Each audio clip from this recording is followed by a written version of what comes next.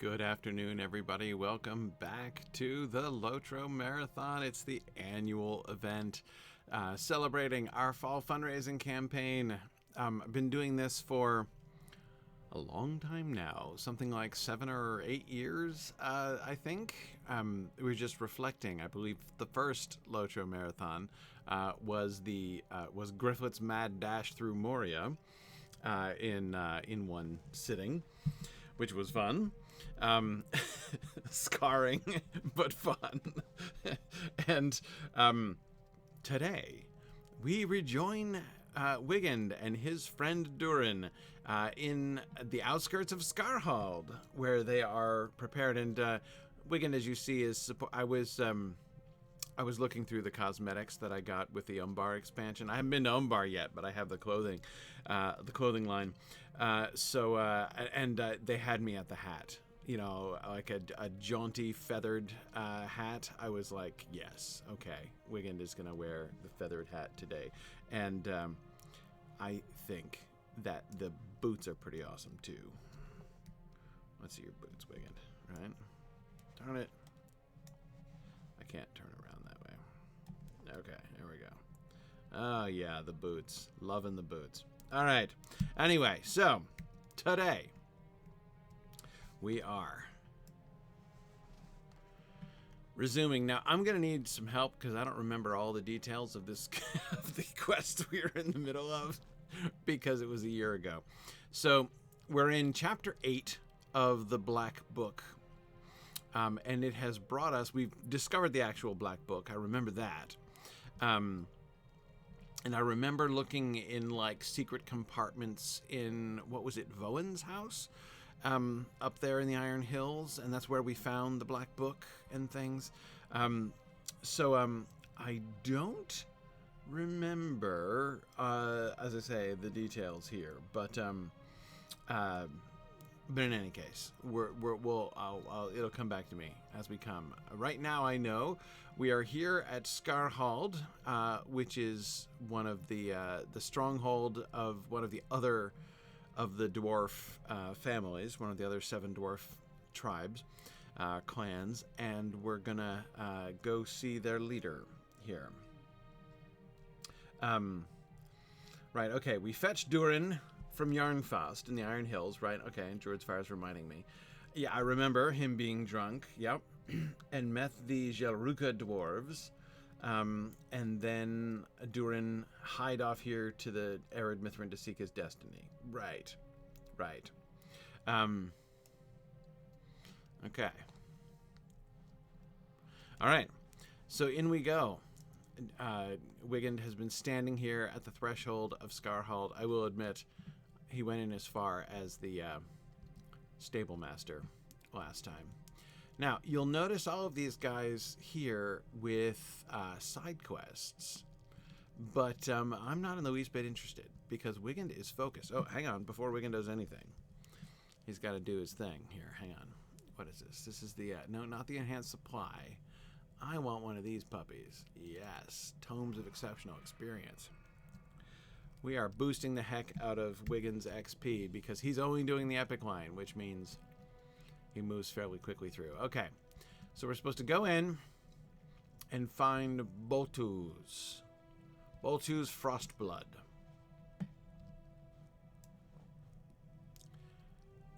Horin, huh? Rooney. No way. I'm not going to take his quest or anything, but... He's not just going to talk to me? I remember Rooney. Don't I remember Rooney? It seems like a very familiar name. I mean, he's obviously a Longbeard and not one of these nicely mustachioed dwarves. Kovo. I seem to remember you too.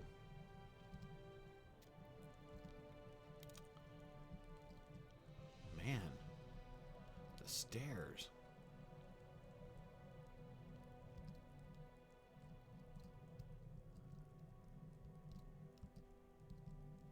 Does this actually have an inside? Or do they just hang out like this on terraces?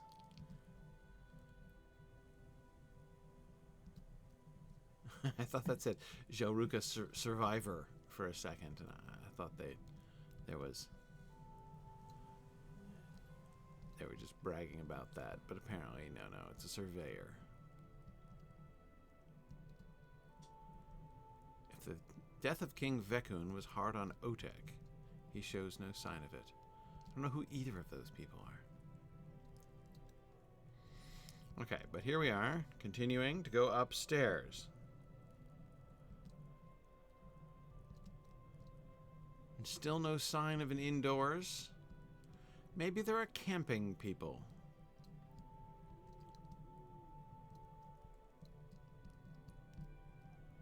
Oh, wait, hang on. There's another set of stairs over there.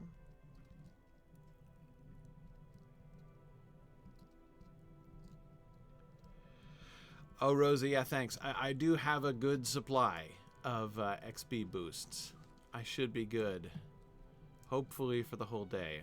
I'm hoping to run around all day at, like, you know, plus 300% XP. That ought to help. Actually, probably plus 350. Okay. Still no doors. Huh. Sorry, just looking around here a little bit. Bones. Did they not come up here?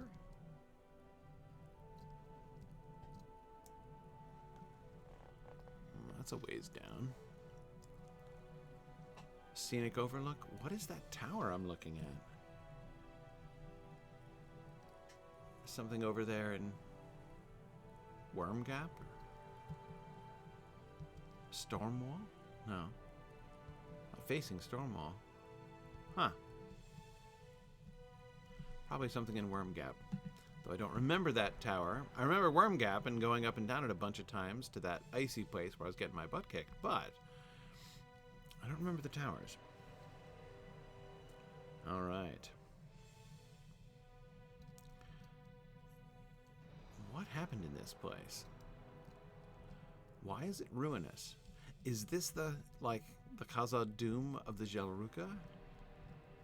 And if so, since they're still here, why did they let it fall to ruin?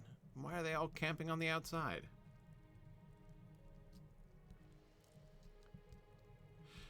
Oh yes, thank you, Druid's Fire. Druid's Fire is reminding folks of the fact that since this is Wigand, which means this is my highest level character, and Wigand is charging ahead on the epic line here. This means that I've never seen this before. I've never been here. I've never played this. That will be true all day long. I'll be seeing the epic storyline for the first time. So, ideally, no spoilers. If you don't spoil it, then you will get to watch me experience it for the first time. Okay, well that explains why when I was looking from the ground, I could see this thing up here. And I'm like, why is that all a kilter? You know, that doesn't make much sense. This is a banner. Does it send me to these places? That's a little convenient. Okay, given the fact that we're seeing so many surveyors around, I'm going to guess they're just coming back here. What's a page? Like a page of the Black Book? I'm probably not going to need that. Oh, yeah. No. No. Lost Lore of the Dwarves. No. Not even interested. No. Wigand is not leaving the path. Huh. So this obelisk, which is even more phallic than most obelisks, is... what, the heart of things? On this pedestal here in the middle? Seems to be made, at least the bulk of the obelisk, made it out of pure, like a pure shaft of this blue stone. Yeah, but then again, so are those up there. Those are even taller. What's up with this? Is this a marker of some significant site? Is this the Gelruka mirror or something? Where the first father of the Gelruka came up and I don't know what, trimmed his mustaches here and hey there, Botu's Frostblood.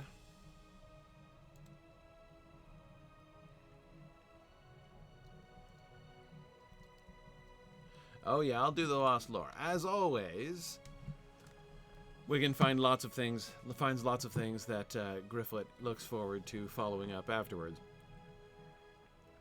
But he's focused. Okay. Botu's Frostblood. So I'm trying to understand his beard better. Does he trim around the chin and let his neck hair grow really long? Is that what's happening there? Or is it just pulled back and then parted? And that seems very improbable. I think he's got the, stubbly chin going on. So he's got his magnificent mustache, obviously. It's the underneath thing. I think it's neck hair. Oh, is it head hair coming under his helmet? Maybe.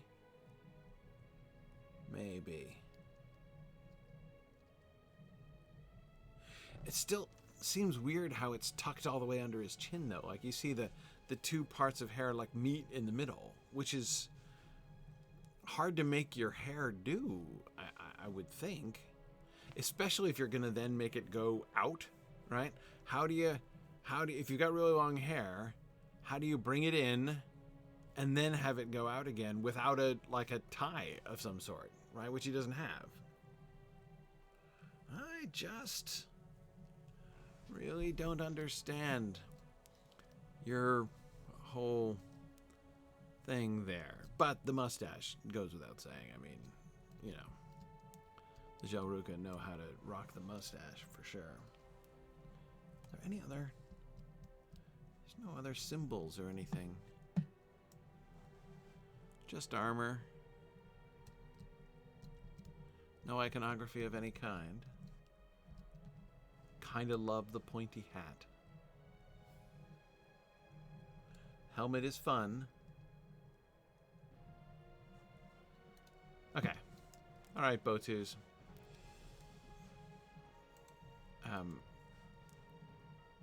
No, I'm declining that. Okay. This Durin is young and brash, and I know his sword. Oh, it's you. I heard that the son of Thorin had come to Skarhald, bearing drake teeth and burning scales, hatchling wings and worm hides, as if that proves anything to me. Did he slay these creatures, or did you, Wigand? He is young and brash, and I know his sort. A king's son, dreaming of glory, but unable to attain it. He is soft. The lands of my people are harsh and cruel, and he would not long have lasted in the hard lands. Botus snorts, delivering his taunts with relish. Durin, I see the arrogance of the Longbeards in that name. Thorin is a fool to aim so high. But you are different, Wigand. I welcome you to Skarhald without reservation.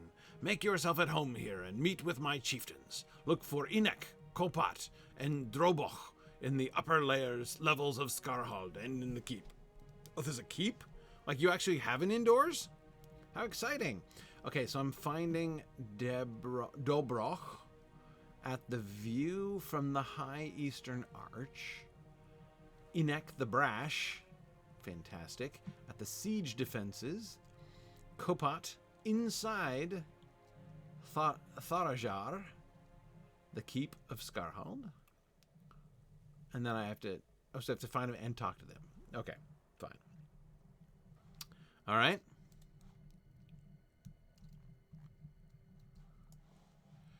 So let's start up here.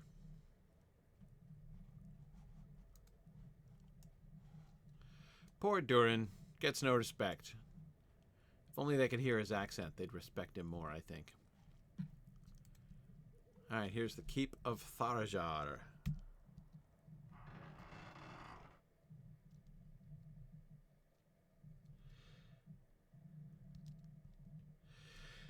Yeah, so Edith, that's a really sort of vexed question. Tolkien seemed to be all in on, I would say increasingly in, on the resurrection, not the resurrection, the reincarnation idea. Tolkien kind of, he was into resurrection, not resurrection. He was into that too. But he was into reincarnation as a story mechanism and world building tool.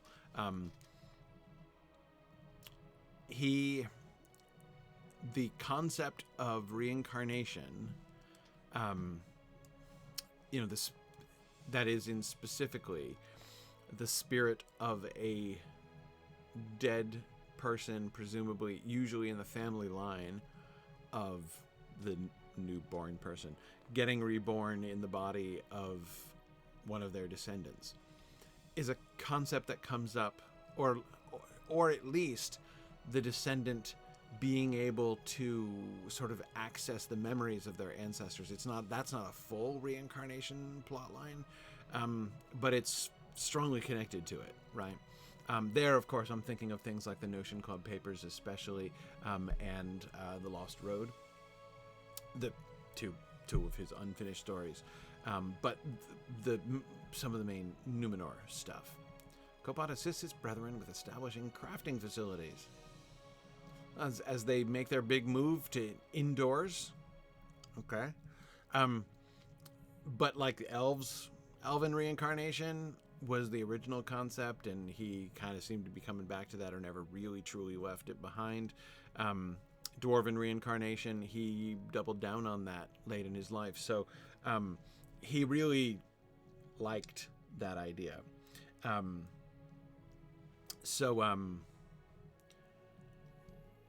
So yeah, that's the sort of there's the Durin thing is kind of mysterious, but I do think that's what Tolkien was thinking here. Hey, Kopat. It has been many hundreds of years since any dwarves lived in this place. Okay. But the signs of previous habitation are there if you know where to look. To the Longbeards, this was Tharajar, and they stocked the keep with the... Oh, this was a Longbeard place? And they stocked the keep with the metals they prized and the equipment they needed to defend it. When my people first dwelt here, they gave it the name Brugrad. But they had their eyes set upon larger and more wealthy cities and did not intend to remain long. So no, this is not the Khazad Doom of the of these dudes. This is a squatting point. That's why they're camping. It's their campsite. Right. Okay. Got it. It was a useful foothold, but it proved a tenuous one.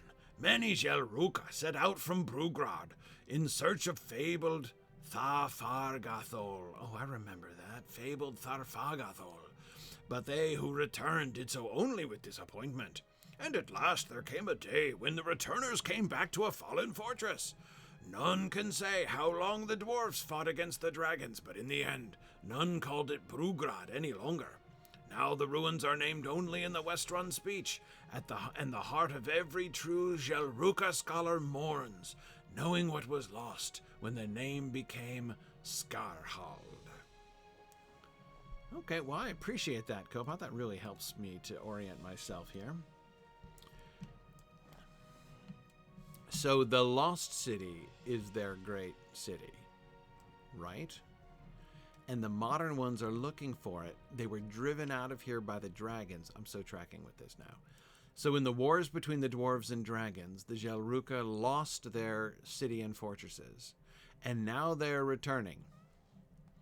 Now they're returning, and they've come here, and it has been... it's been abandoned for hundreds of years. Hence the bones. Oh, is he up here? Yeah, there he is. Enoch the Brash. Okay, Enoch the Brash. Let's, he eyes the siege defenses with disapproval. Yeah, me too. What on earth good is that going to do? Okay, so, you know, ballistas like this might help to defend you against airborne dragons. Like, if you got winged dragons attacking, these would be useful. But that's the only, like, this is just ground to air defense.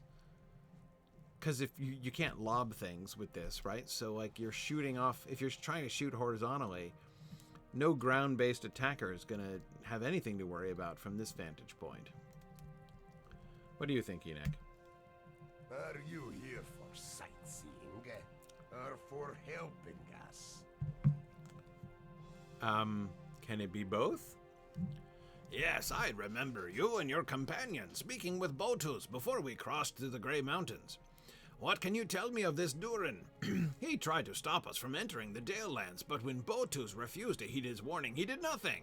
That is a sign of weakness. His father must be very disappointed in him. I am proud to count myself among the Jalruka, for we reinforce our position with actions, not empty words. Let other dwarves waggle their beards in discussion, and while they speak, the Jalruka will take what they want. I will tell you no falsehoods. Sometimes this creed causes others to resent the Jalruka. You think? Botus knows this, and he commanded me to inspect the defenses of this fortress. Sadly, I must report that this equipment is not satisfactory, and will require some work if it is to be made war-worthy. Okay. Hey, Ethelod! Great to see you again. Man, it's been forever. Okay. More sightseeing. So, you haven't told me to do anything to help. I've literally been sent on a sightseeing quest. So I bet you the other dude, what's his name? Dobroch. So I'm taking the KH is the sound, right? Because that's normally it, like the KH in Khazad-dûm, for instance. So Dobroch is probably going to be over here by that ginormous cliff, right? I'm guessing. Looking out towards that tower I don't remember.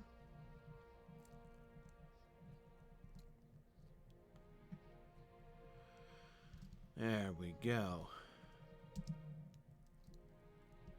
I thought so. Well, you're not that close to the edge. I mean, it is a long drop. Hi, Dobroch. That's rather restrained. So he's got no hat, so he's easier to see. So he's got like mutton chops and the mustache with the bare chin, right? The shaved sides of his head too. That's a little. Oh, and the back, the whole back. Yeah. This is a very decisive haircut he's got going on here. Well, he kind of looks like a Civil War reenactor, but kind of like a sort of a punk version of a Civil War reenactor with the hair. Right? I mean, General Longstreet would not have shaved the back of his head like that. Anyway, okay. Okay, Dobroch. Watch your footing. It is a long way to the very floor below. And if you are not careful, you might find yourself taking the fast way down. Most are not as sure-footed as Dobroch. Far away to the east are the lands from which my people came, past the mountains and to others beyond. Many were the hardships we endured there, and the sum of them made the Jalruka slow to smile and wary of strangers, but it also made us hardy and tough, and protective of the things we hold dear. I say we came from the east, and that is true, but that is not the home for which we have spent so many lifetimes searching. How many kings of the Jalruka have sought for such a home in these very mountains? How many more will follow us in that purpose? Dobroch cannot say.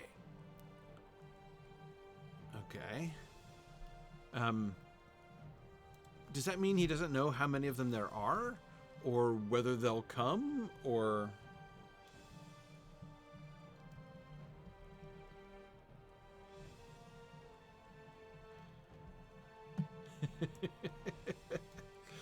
Most historians now consider Longstreet to have been the most punk of the Civil War generals. Pull the other one, JJ. I don't believe it for a moment. Okay, talk to Durin. Oh, Durin followed me into Tharajar up there. Okay, all right, great. No. All of the dwarves aren't going to morph into... Though, really, you know, Gleowina's accent is kind of the... You know, the manifest destiny of almost any foreign accent that I do. I try to do an accent. Sooner or later, it ends up becoming Western Prospector. I mean, there's really not much I can do about it. It's like a natural law. Okay. All right. Yeah, I'm, after all those stairs, Kendall, I'm strongly considering throwing myself to my death as a way of traveling out of here. Because I bet you the res circle's outside town.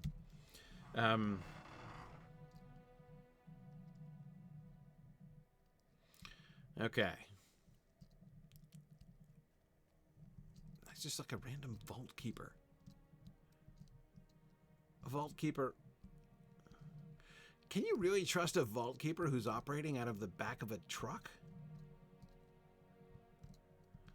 Anyway, okay. I mean, like, he's literally got a wagon. He's like, yeah. Trust me with your... I'll just put your valuables in my cart right here, and everything will be fine. All right, Durin, what do you say? I delivered our trophies to Boltu's Frostblood, and he seemed quite impressed. I delivered the trophies we collected to Boltu's Frostblood, and he seemed quite impressed by our valor, Wigan. He has charged me with cataloging the supplies here in the keep, and I have agreed.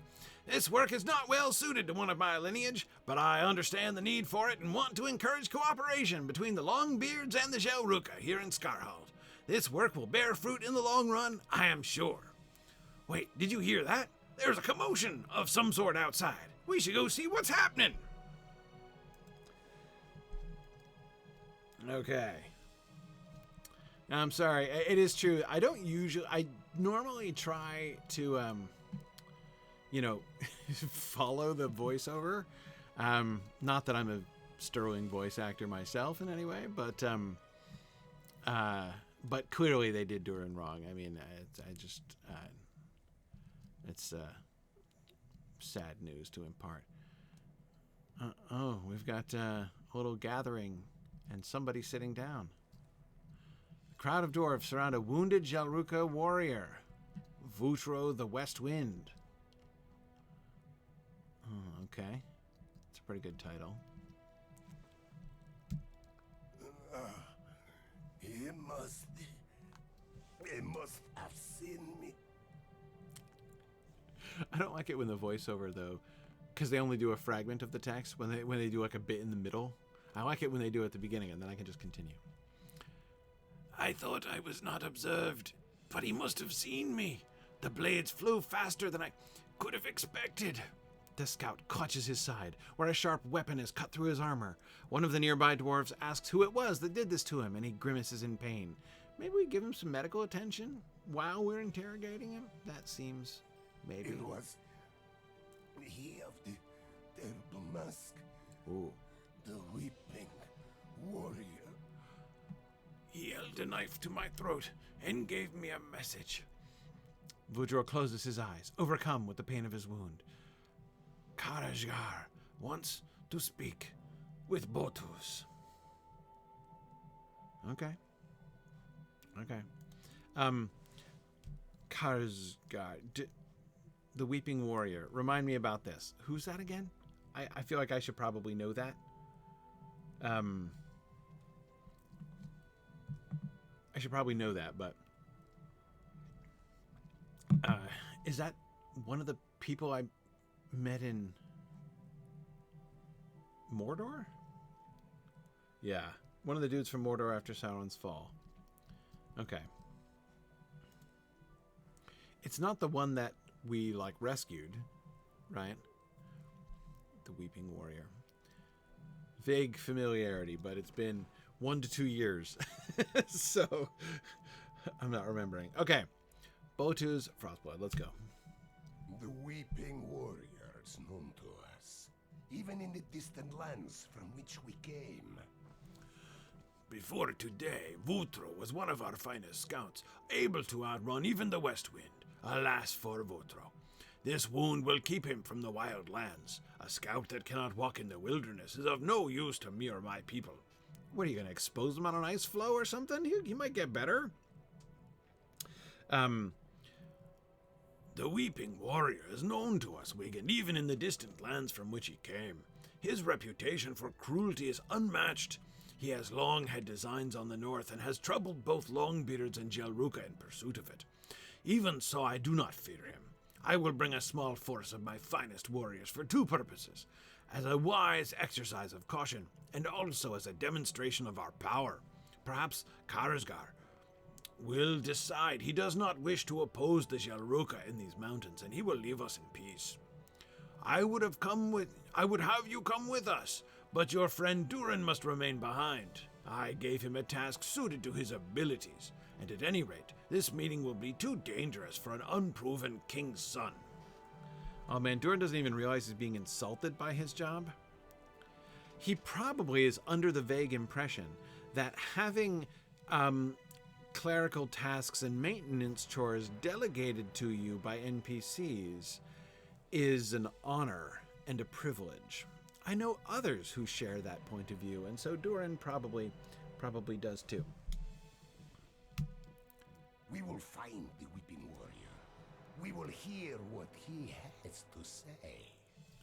And if it is not to my liking, he will regret it. Okay. Oh, we're instancing. Okay. This is near the location where Vutro encountered the Weeping Warrior. Where then has he gone? Ah, down by the river, huh? Whoa. Look at those hammerheads. That's impressive. Yeah, where has he gone, Botus? I think I'm about to enter my first combat with my new Guardian Redline traits I've never used in my life. Remain on your guard, my warriors, and keep watch for Karazgar. He will not surprise us as he surprised Vutro.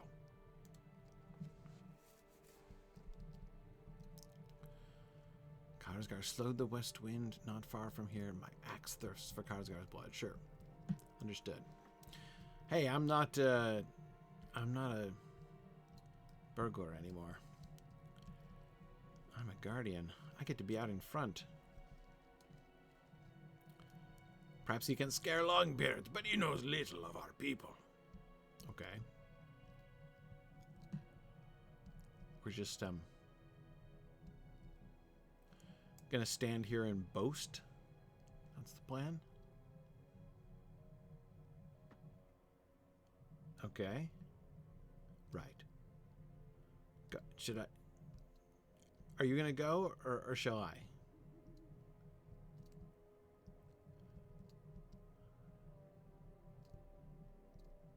We're just gonna stand. Okay. All right. I'll look then, shall I? You stand there and taunt. That might be helpful. I will admire the architecture and try to figure out what exactly we're doing down here. Is this the road travels through this?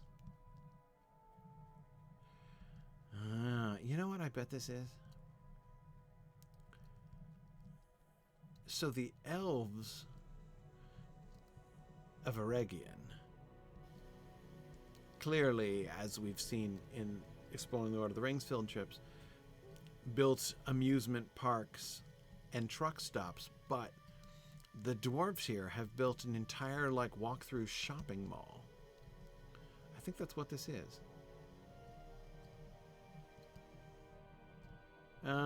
Was he supposed to be in there? No, okay, I'm done. So yeah, I'm getting the distinct idea he's supposed to be in here somewhere.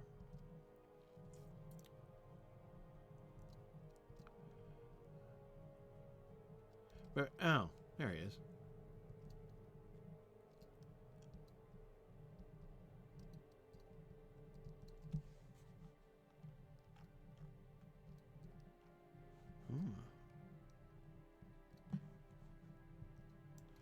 Do I lead this band of dwarves? Well, who, him? What is this? Karazgar. I do. My name is Botus Frostblood, proud warrior of the Jalruka. Okay. I have an offer for you, Jalruka. You would do well to accept it. Okay. I will accept no offer of yours, Karazgar, unless it be for your surrender. You have never known a creature such as me, Botus Frostblood? Consider your words carefully, or you will die for them. Okay. Ha! Listen to this braggart, my warriors. It would take more than one man in a mask to frighten me, Karazgar. Okay. This is my offer. I claim lordship over the lands north of the Great Forest.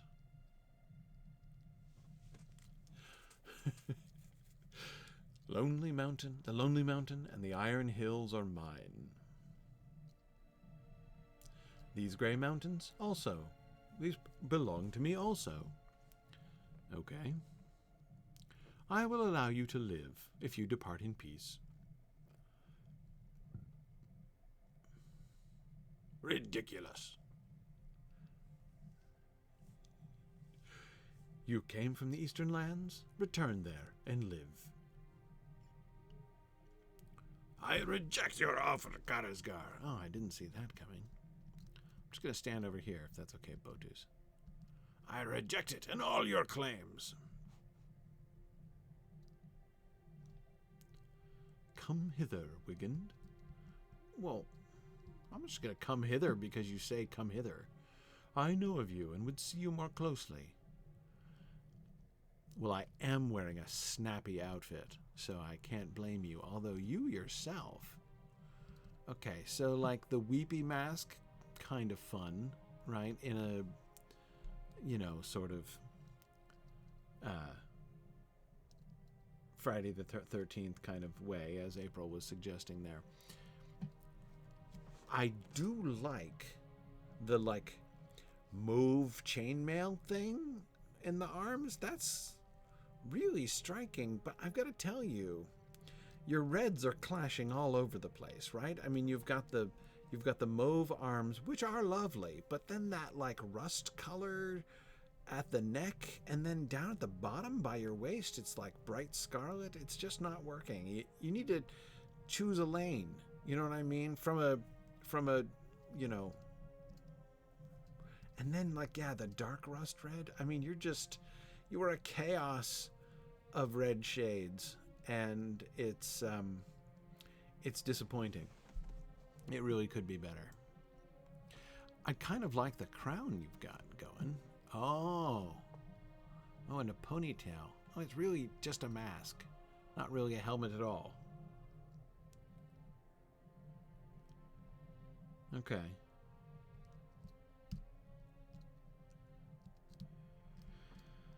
Okay.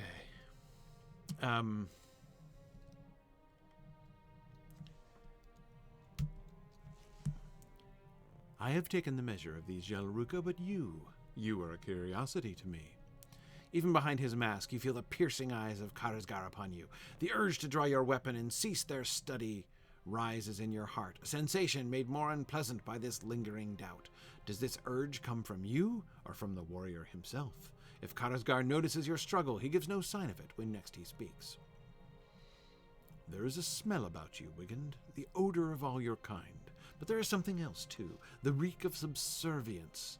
I know the master you serve. I have cast off the shackles that once bound me, and now I shall take what is mine. Why should you not do the same?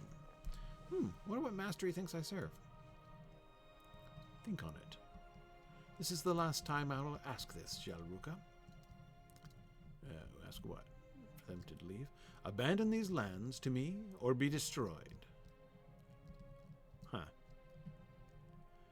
I refuse. The north belongs to me and to my people. Very well.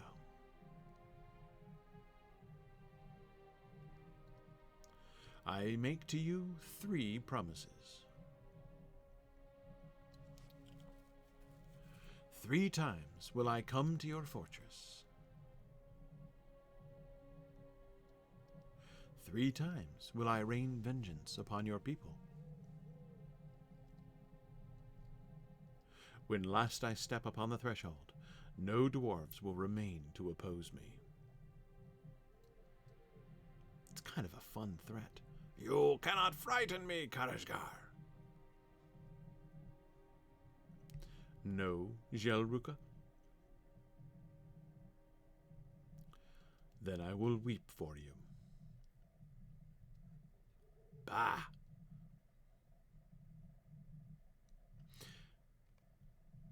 One thing Oh. He is gone!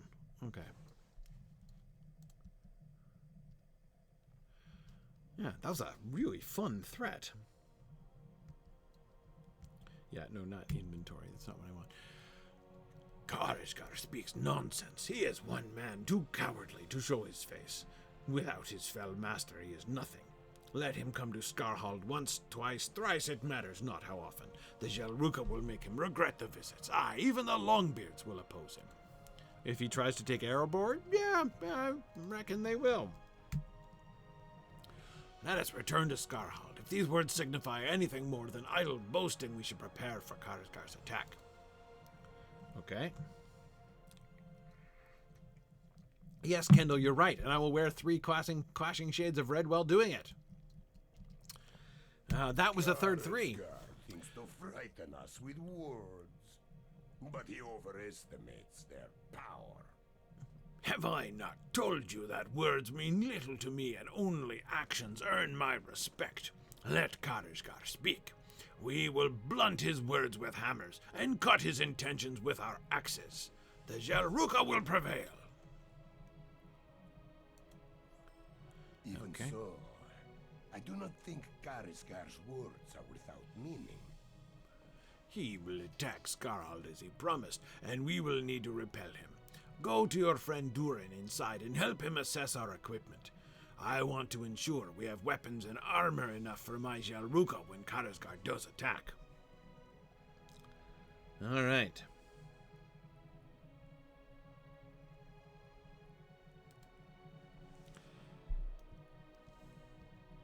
Tremors in the foundation, huh?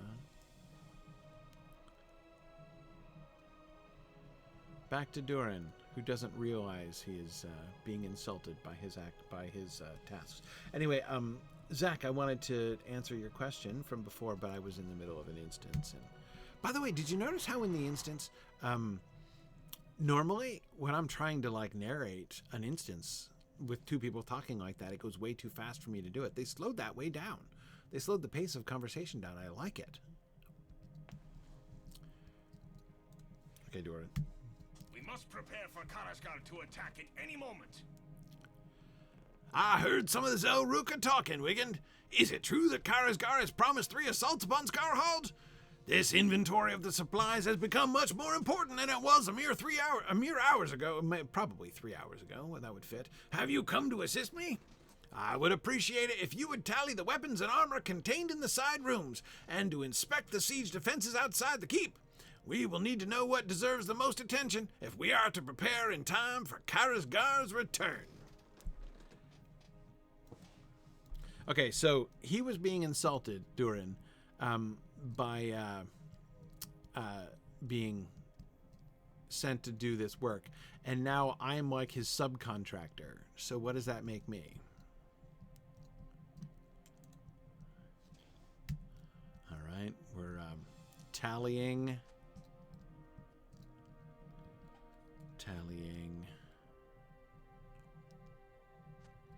Anyway, so Zach, you were asking about the fundraiser, the Signum fundraiser for this year, and if the donation perks, the donor reward program was the same as last year.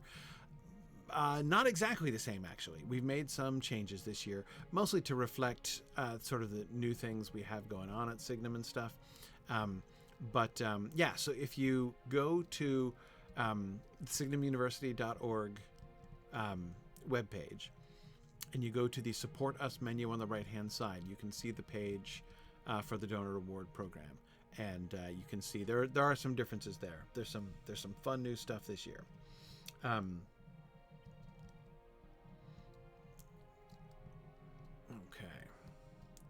In fact, hey, there it is. Moobot just gave. There we go. The fundraiser command. Save the Republic. Right, exactly, right? You've never heard that before? Then you haven't lived.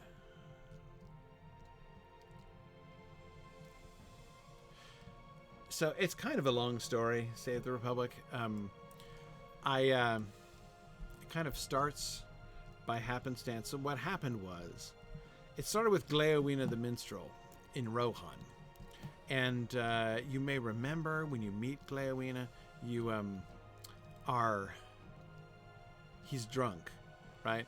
And so when I was doing those quests, I started to read Drunk Gleowina, and it like sort of oozed into Western Prospector. I started off just trying to make him drunk, and I ended up making him sound like, Yosemite Sam or something. And but it was really funny, so I kept doing it. But of course, we've left Gleowina the Minstrel far behind now, and I kind of missed it. So last year, in the marathon with Wigand, when I met Prince Durin, I decided that Prince Durin was going to inherit the Gleowina accent. Oh, that's it. Okay, we're done. Assess the quality of the siege defenses outside the keep. I already did, and they're not good. Reminds you of Boss Hog? Yeah, a little bit. Slightly less refined than Boss Hog, which is, I guess, saying something all on its own there, isn't it? That's it. I do resist the idea that all dwarves must be Scottish. Okay, back up to the siege defenses.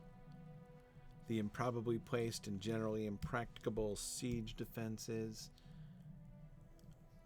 8 of them. I only saw 4 of these ballistae up here. Inek the Brash, sharing. Sorry, accidentally jumped there. That's my fault. Okay. Okay, I guess there are 8 of them. Again, useful for trying to shoot down flying dragons.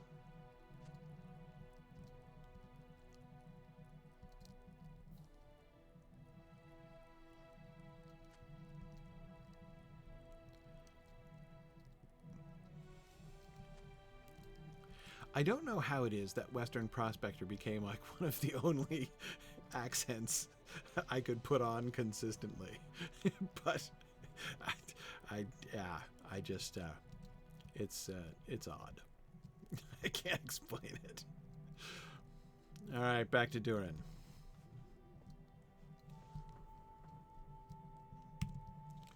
Whoosh. Let's charge up the stairs. Oh yeah. Grifflet has stealth, but Wigand has speed.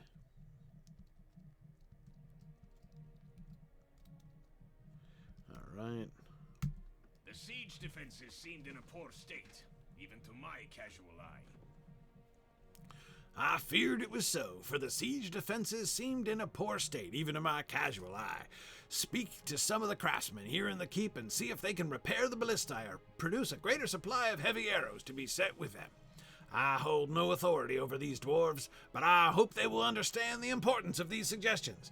My teachers impressed upon me the need for suitable preparations. It is much better to mourn the lost time after a victory than it is to mourn a lost battle. Okay. So far, what's his name? Botox, whatever his name is, the leader of the Jelruka. He's all brag and bluster, and Durin's like getting stuff done in here. Whoa. Did I cause the earthquake with the weight of my encouragement? A distant rumble. Okay. Alright. No, I don't want the ladder. I want Durin. Did you feel that? What is happening? I don't know, Durin.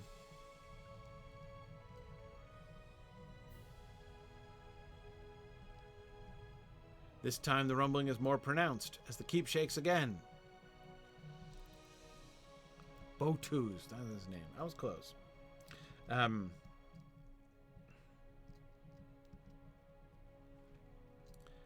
nice. I can charge again. Oh, here he is. Didn't even have to go that far. What's up, man? Has the weeping warrior worked some sorcery upon us? I don't know. Let's see. Tell Durin that even he must fight. If Karazgar is behind this, we will make him regret it. Even Durin must fight? Oh man, you're truly desperate, aren't you?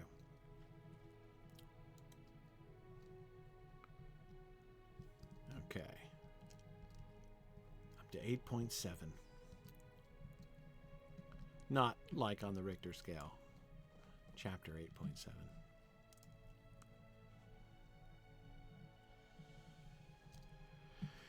Okay, now hang on a second. I was just gonna... Oh, yeah.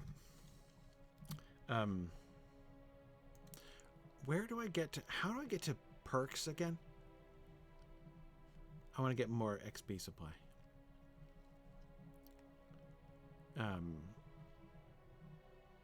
I forget where those are. Is it in your wallet? Yeah, that's where it is. Okay.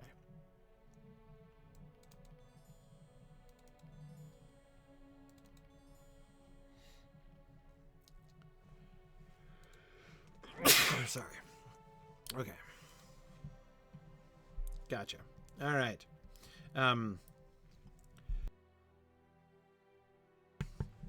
Woof. Sorry. You're right. I do need more dag nabbits and that kind of thing. Durin, I think, should probably not just follow the script so closely.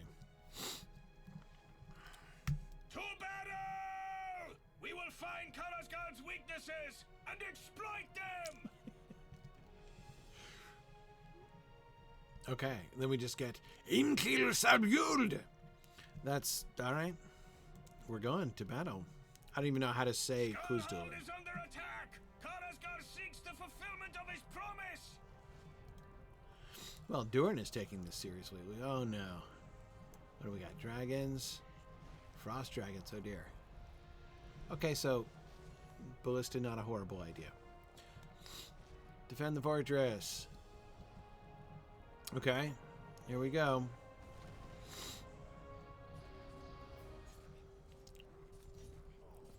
Okay, what do we do here? Karazgar left us no time to prepare, but how has he brought these drakes and dragons to bear against us? Let us drive off these winged beasts and prove to the weeping warrior that dwarves cannot be intimidated so easily. Neither Longbeard nor Jelruka will fight off these varmints right quick. Okay. Here come more drakelings. That's it? We're just going to fight the drakelings? Okay, let's see. So we're going to start off with some basic things here.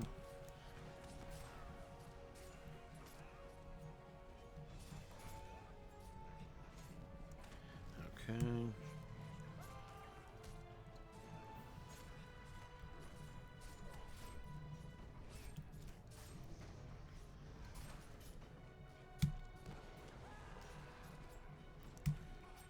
Oh. All right, I should probably keep an eye on my health, I suppose. Wow. Where the heck am I? Meanwhile, I'm at the Lonely Mountain. Holy cow. The Lonely Mountain is the nearest res circle? Wow. That's the most remote res circle I have ever seen. God, I didn't try my... hang on. I'm coming right back. Don't worry, Durin. This is why I don't jump off Scarhold. Yeah, so I've learned that lesson without learning that lesson. Come, Wayward. Let us travel all the way back. And try that again.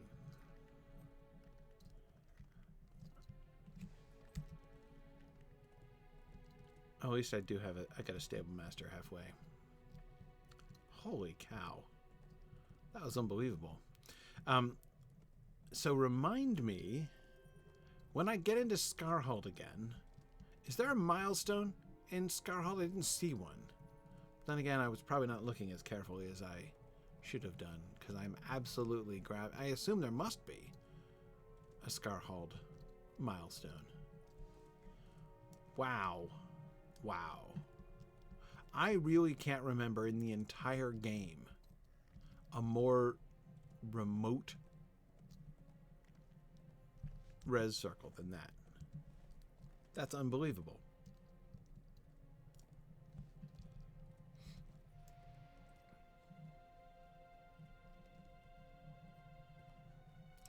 I mean, it's not even on the same map. Where else does that happen? So there isn't a singular res circle in the entire Arid Mithrin map? That's almost inconceivable.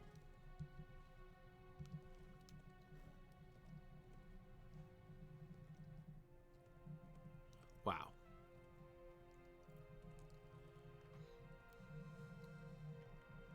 I'm, in a way, I'm glad I discovered that.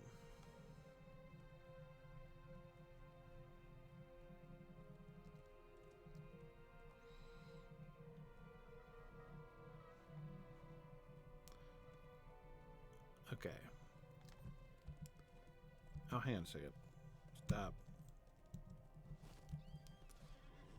I missed the stable master. He's up on the hill up there, isn't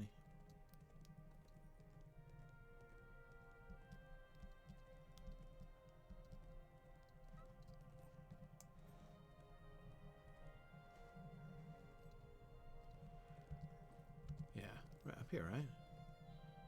It's like some camp or something up here. Vague memories of this from...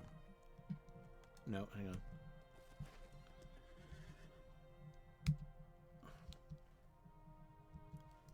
Just saw it on the mini-map.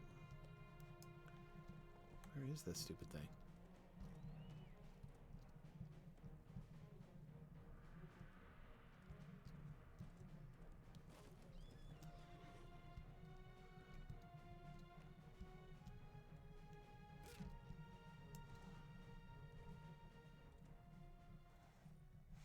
Where's the darn stable master?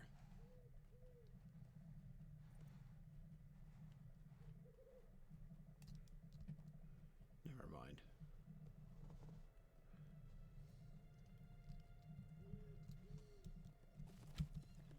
Seriously.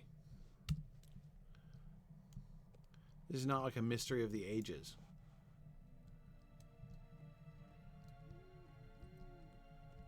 Is that firelight up there? Okay. Alright, fine. Good grief. It was a wrong path. I was right that it was up a path up this way, but there are multiple paths. There is the stable master. Thank you. Yikes. Okay. Greetings. So let's go back to Scarhold.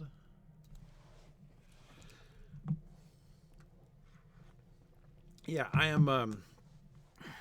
I'm hitting my traits more or less at random. Like I said, as many of you know, they retraded the Guardians, and Wigan has been running Yellow Line for years, which they eliminated. So I have like a whole bunch of pretty unfamiliar traits. Okay, so the milestone is out here. It's out. Oh yeah, there it is outside. Okay. No wonder I didn't find it. I was looking for the milestone inside Scarhold. Yep. Let's replace that Mordor one.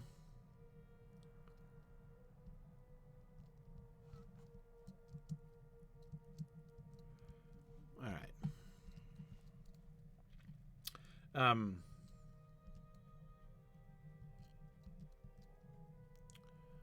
Now back up the infinite stairs, and we'll try that again.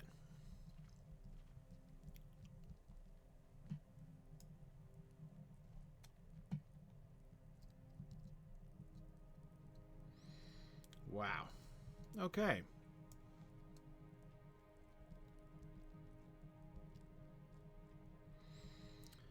Yeah. And this quest is orange. What are we at here? 119 now? Yeah, I'm 3 levels under now. The quests. Well, you know, it is what it is.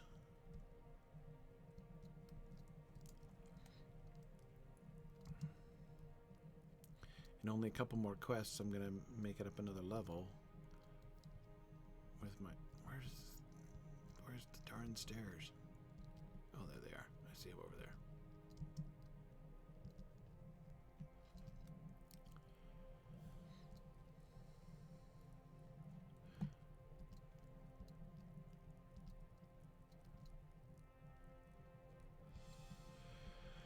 Yep. Especially being this under level, I do think I will let the dwarves take most of the brunt of that.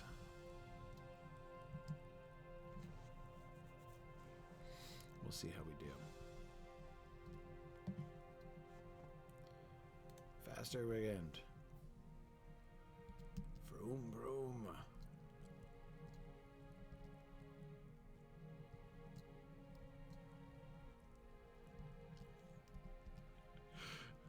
He does move right along there in charge mode, doesn't he?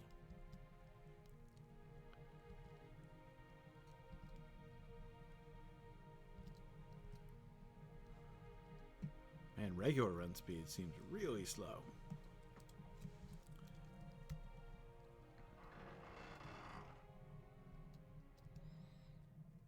Okay. Man, I was just fighting some of the little drakelings.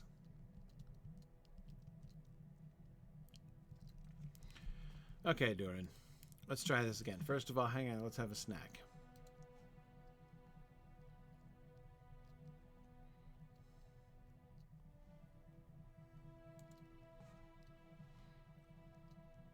There we go. Okay, Doran. To battle! We will find Karasgard's weaknesses and exploit them! The first promise. Hello? There we go.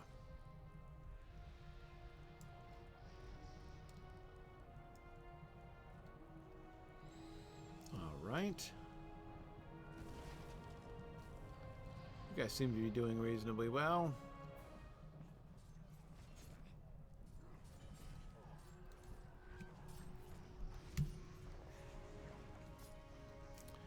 Okay. Fight alongside Doran. Okay. Sure.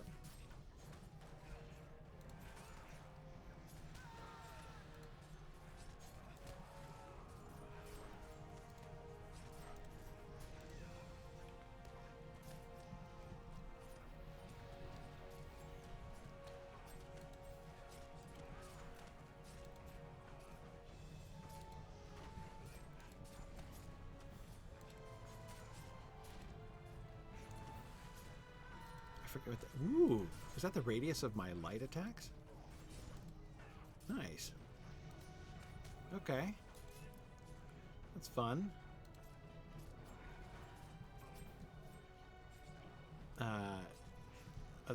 They need my help up here, huh? Okay, help with the siege engines. Keep firing. You're in trouble. Okay, so what do I do? Fire a ballista? Yeah, I don't know how he commands so many drakes. Would you need more bolts? Should I menu... Whoa. Siege defenses are being overrun. What am I just spectating? What do we do, Doran? What do you think? What do we do? I know what we must not do. We must not give in to despair. But anyone can see there are too many of these varmints and not enough dwarves to repel them. Think, we must think. How can we drive them away from the fortress? What would Uncle Nain do? Bah, cannot think of anything. Come with me, Wigan. I saw Bowtooth's Frostblood fighting down below. Let us go to him and see if he has a plan. Alright, let's find Bowtooth's here. There have always been dragons in the Grey Mountains, he says. Dwarves have warred with the dragons for centuries. Now all of a sudden he's like an encyclopedia entry. Okay, get out of the box. Okay.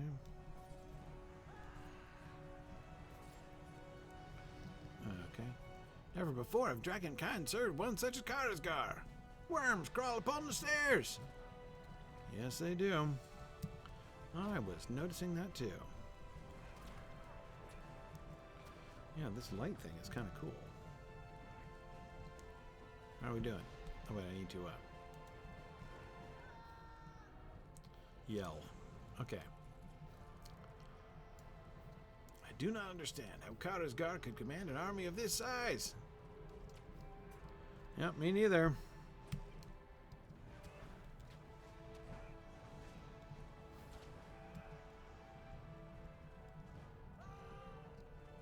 Oh. Okay.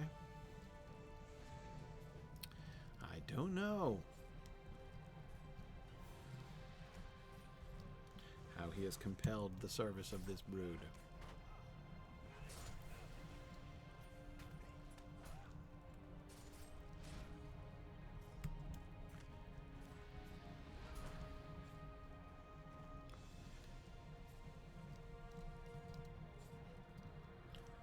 Okay. I don't really know how I died the last time. I've not even gotten seriously injured this time. Bowtooth fights a mighty drake. A single worm lies in our way.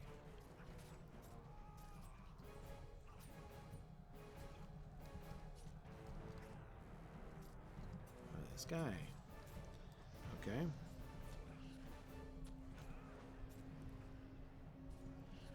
That was easy.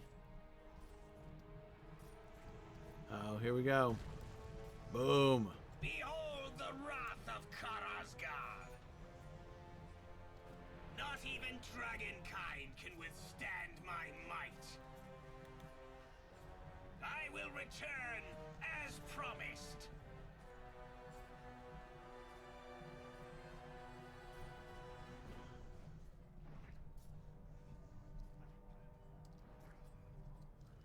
What happened to Bowtooth? Did he get stomped? Did he get taken? It is done, Wigan. Karazgar could have slain us all, killed to the very last dwarf, but he chose to spare us instead. Ha! It is no mercy. He seeks to use fear as a weapon against us. Alas for Bowtooth's Frostblood. We must not let the Jelruka despair at his loss, or the fortress is as good as fallen. I tell you, dwarves are resilient. May we prove it. Oh, the dragon ate him? Yeah, I kind of missed that. All right. Well, that was unexpected. The eating of Bowtooth on the first attack, I mean.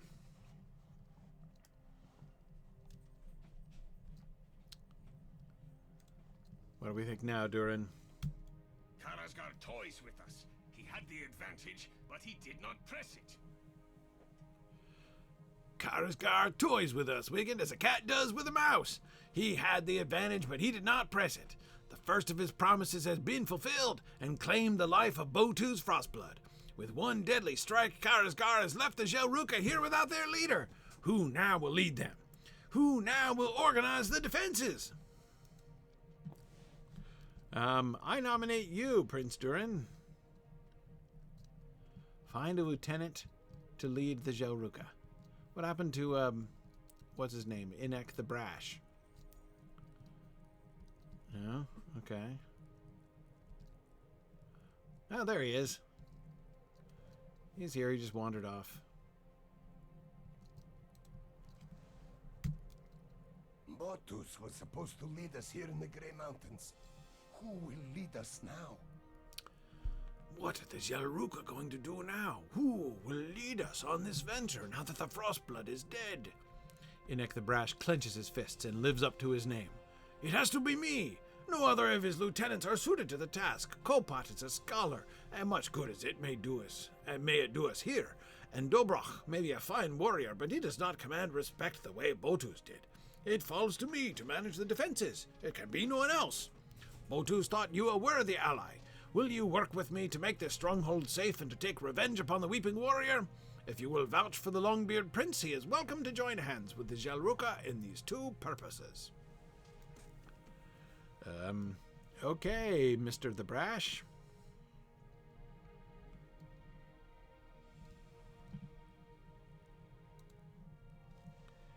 What do you think, Durin? How about Inek the Brash as a candidate? If I once believed the ill fortune of the Jelruka had been exaggerated by the bards, I do no longer. The loss of Botu's Frostblood must be a grievous injury to them, and I confess that it pains me also. Tarnation! Would Botus and the others who died during Karasgar's attack still be alive if I had not lowered my weapon in the Iron Fold? Would they still be alive if I had kept them from crossing the Dale lands? I will not dwell upon it. What is done, and might have been worse. It's good to hear that Inek will take up the mantle of leadership and ready his people for another attack.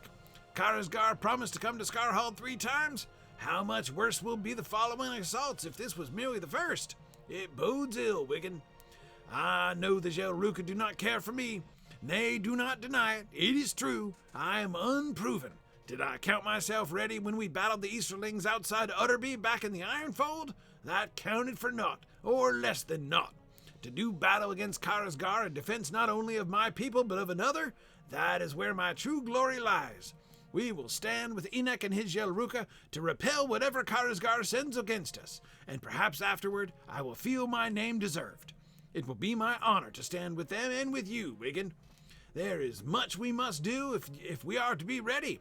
The first promise is fulfilled. When the next comes, we must be ready. We have no choice. All right. What do we got here? A heavy cloak. Yeah. When Karasgar next attacks, we must be ready. Ooh, chapter 9. Look at me. Off we go. Oh man, this is level 120 quest. Now, is 120 max through here? Or are we going to go right up to 125? I'm wondering if I'm going to get some time to catch up here. Is it 120 through the end of the Grey Mountains? Okay, so 120 is it. All right, so we'll stay probably at 120 until Minas Morgul. So I got chapter 9 and 10 at 120 then. Well, Wiggins still playing catch up here. I do not know what Karasgar plans for us, but I do know he will not give us the time we need to prepare for it. When the next of his promised attacks comes, we must be ready. But I have heard the talk of these Jelruka, and I am troubled by it. They mourn for Botu's Frostblood, and I do not chide them for that. But they let their grief show, and their feet slow their feet and stop their work. How can we be ready if they will not set the past behind them and look to the dangers ahead? They must be reminded of who they are, Wiggin. Find despondent dwarves here at Scarhold and speak to them of the great deeds of their forefathers. Longbeard and Jelruka alike are dwarves, and as dwarves they must stand together against whatever evils Karazgar brings to bear. Totally agree. Look at this. The quest rewards are too high level for me now. Alright, let's see. What do we got here? Some enhancement runes. What is this? What is this? A ballista. Okay. Some trace reaction. Ooh, a serious upgrade cloak.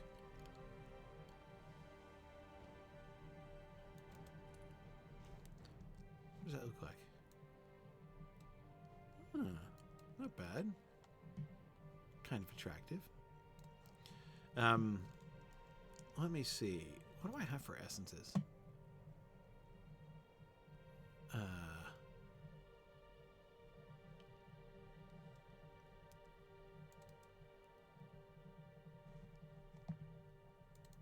I put those? Might as well slot these babies.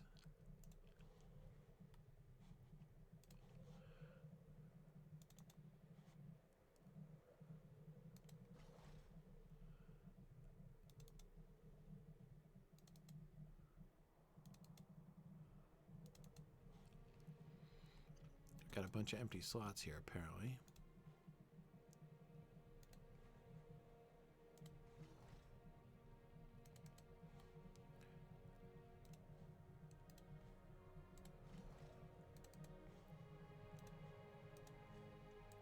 I'm probably going to be getting more, so might as well get what I can here. Man, what's wrong with me today? Got some more.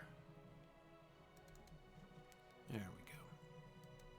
I think that's all of it. All right. Good enough. Now, hang on a second. I was also just, while I was fighting, I could not but notice something odd. And that is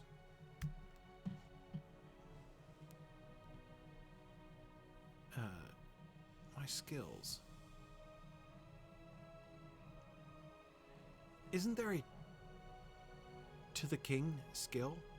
There's a bunch of my skills I'm missing. Brutal assault. Like that is missing from my toolbar. Got all these things.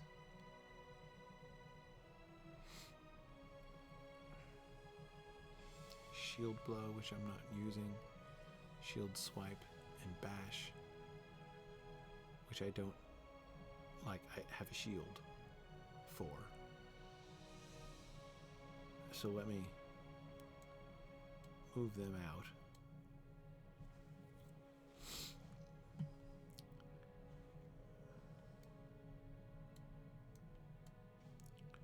I definitely am going to want brutal assault. And to the king. Yeah. I don't have to the king either. That was one I was missing. I'm like, I remember when I traded myself up, I'm like, I remember reading all about to the king. Okay.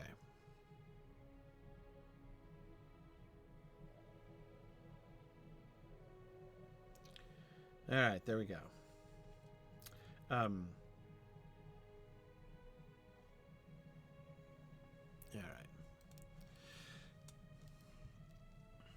All right, we're getting time to catch up a little bit to the levels here. Now that I have more of my combat skills together, what's going on here?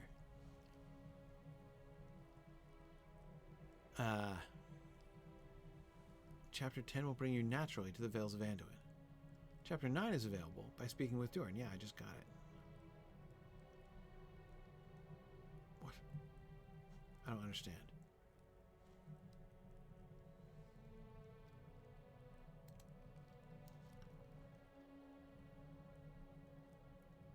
Okay. If that'll get me a little bit, tiny bit more XP when I get to chapter 10, then fine. Okay. I'm finding despondent dwarves on the upper level. Okay. Domus, are you despondent? Come, do not despond.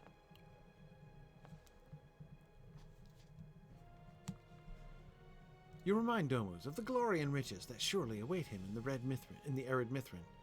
Oh yeah. Yeah. Don't worry, you're gonna get rich. That's the move here. Inspiring.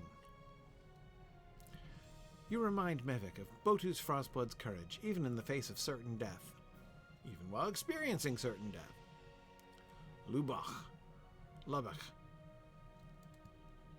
I like to think this is pronounced like the city in Texas. One of my favorite things in LOTRO is the present participles in the progress bars. You remind Lobach of the Jelruka's role in the great mending of Yarnfast. Really? Do you know that some of your ancestors helped to fix something? That's supposed to make him better about dragons coming? That seems a little... Wigand. My progress bar should read grasping at straws.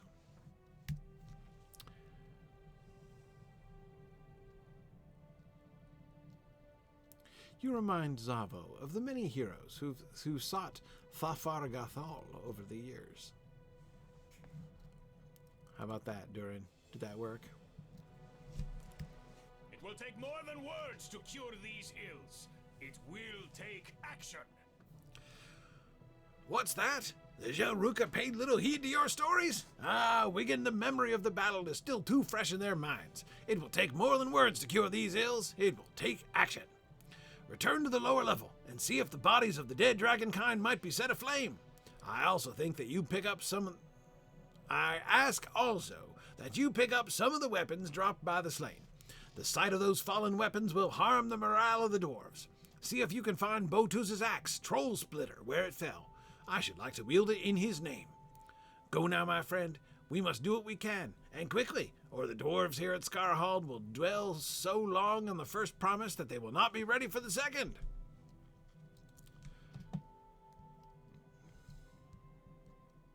So Karazgar is the guy... Am I remembering correctly that Karazgar is the guy who was behind... He was like the mastermind of bringing Smaug to Erebor in the first place? Is that true? Did Durin ask to retrieve Botus's axe? Wiegand, I saw you speaking to the dwarves of Scarhald, spinning tales and stories of heroes gone and deeds done. It had as much effect as I expected. Now you're going to take action? Good, good.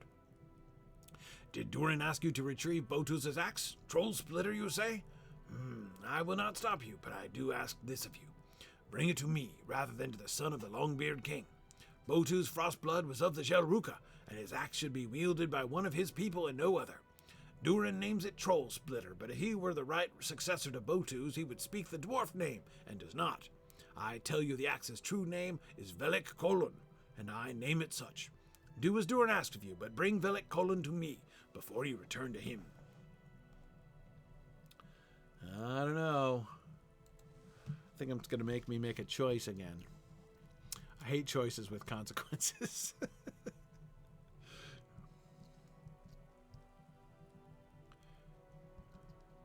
Okay, Edith, I'm right. That was Karazgar. So we have reason to suspect some long-standing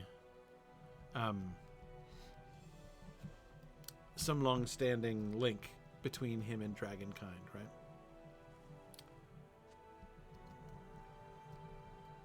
All right, I'm burning not dwarves. It's a burned drake.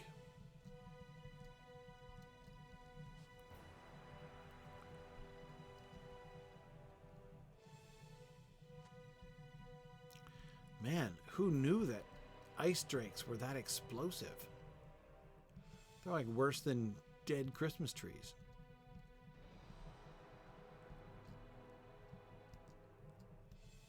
Cliff or stairs? Cliff. Okay. I still need 3 swords and... Oh, okay, there we go. Oh, here they are. 3 swords and 1 drake. And the axe.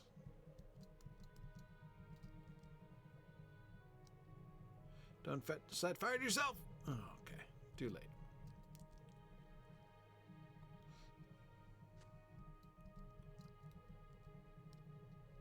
We don't know that yet? I thought we did. I thought we learned that.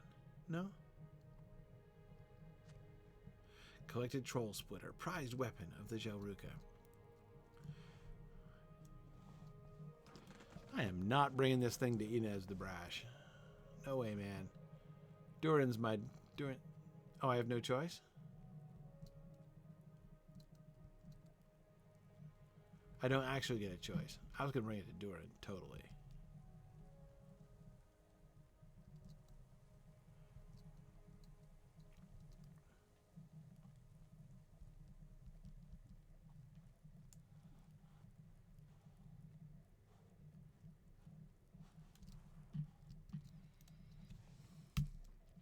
I will wield this axe in memory of Bortus. Okay. I know Durin thinks we should reinforce the defenses of Skarhald, but what good will that avail us if Karazgar returns? You saw the army of Dragonkind at his command. No, we need to take him by surprise. I have commanded Horin to assemble a band of strong warriors for the purpose of pursuing Karazgar and putting an end to him once and for all. You are welcome to join the hunting party if you desire glory and honor. It is to the Anvil of Winterstith that Horin will go, there to face the Weeping Warrior and avenge the fallen.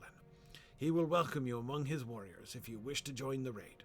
But first you should report to Durin, of course. He had some small task for you to undertake, did he not? Again with the insulting of Durin. Durin gets no respect. Man, I was totally bringing the axe to you, but here's the thing.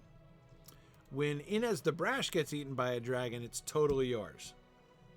You have returned, but where is the axe of Botu's Frostblood?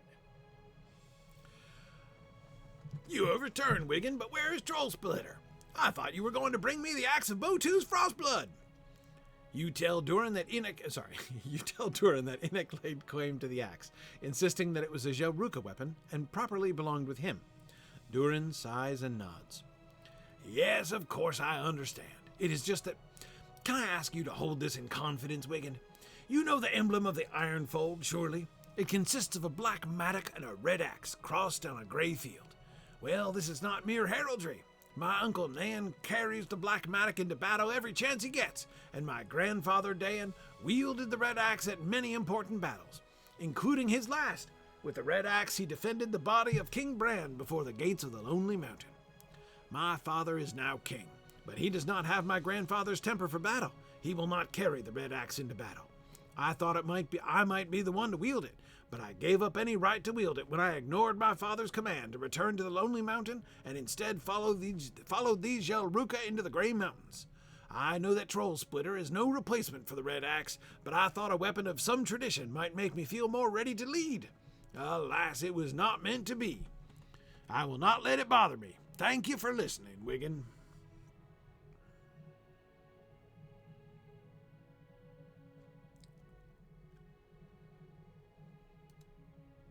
Oh, wait, I've got to choose the... What is it, band? Is this a ring? Can't even tell what that is.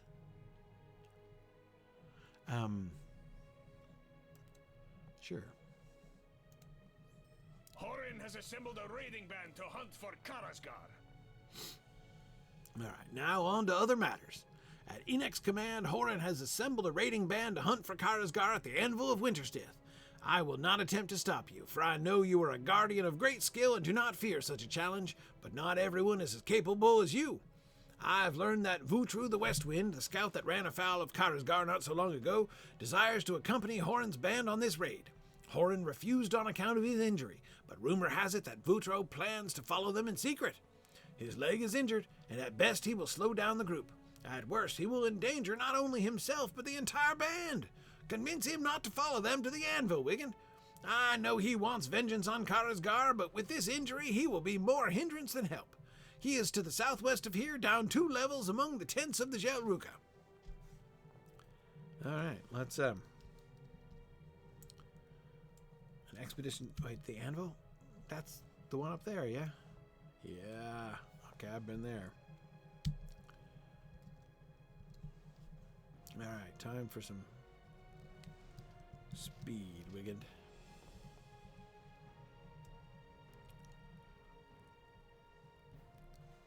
So this is down 1 level.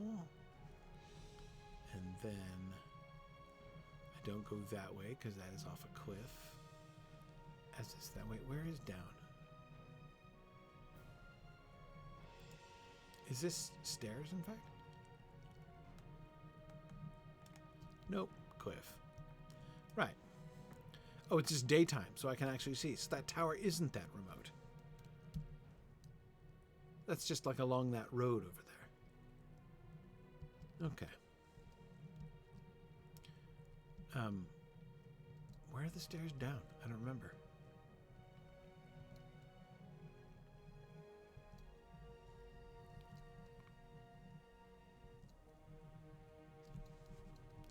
But didn't I just look and find that there were no stairs over here? Oh, not there, but over here. Right? Right. Okay. Hey, Mr. the West Wind. I know why you are here. And I will save you the effort of telling me not to follow Horan's band to the Anvil. I know what the others are saying.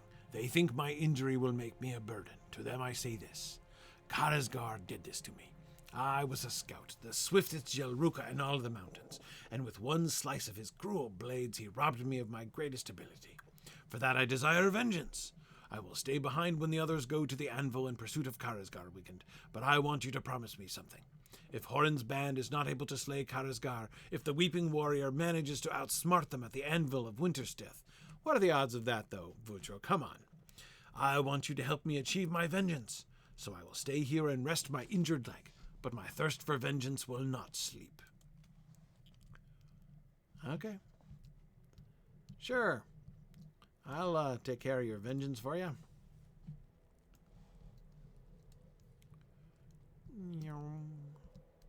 Really almost feel like you need sound effects when you're running this fast. Boom,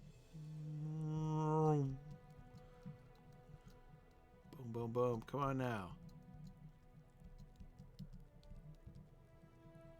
Man, Wicked has buns of steel. Okay. Oh, there's Doran. He's still over here. Okay.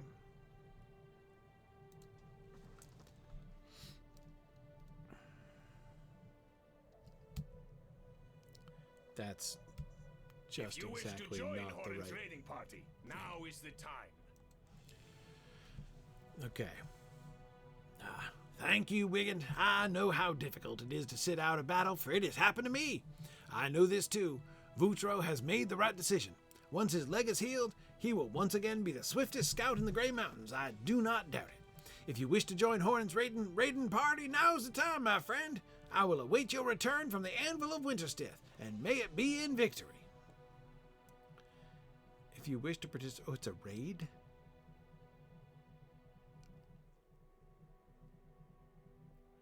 Yeah, I'm good.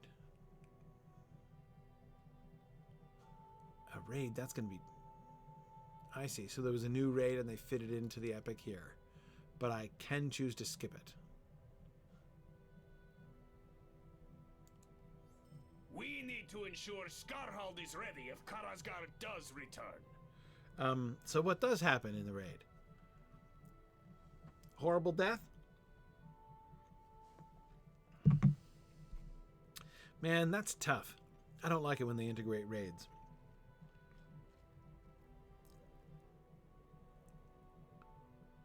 All right, hang on. But they're not telling me the story. What's the story, though? What happens at the Anvil? You go, what happens to Inez the Brash? Does he brash himself to death?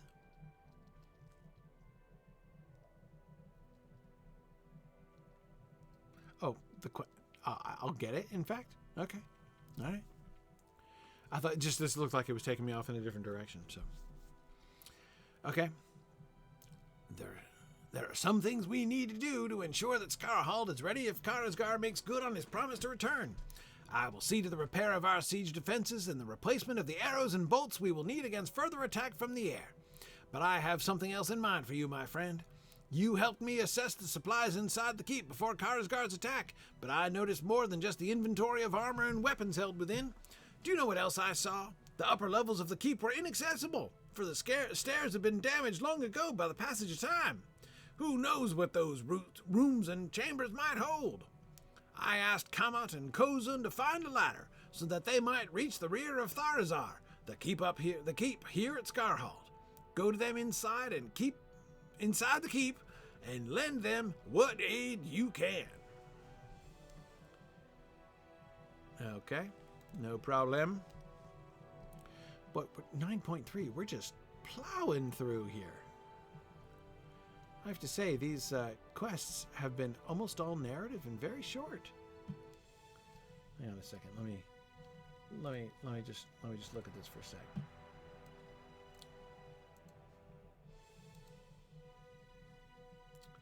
Where is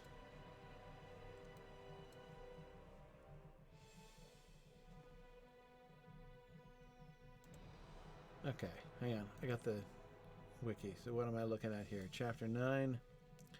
Okay, I've got there nine quests in this chapter, and I'm on 3 already. Look at that. I'm already 22% of the way through chapter 9.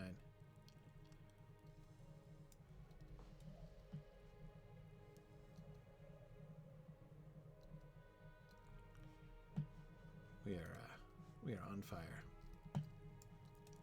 and lagging. Okay, there we go.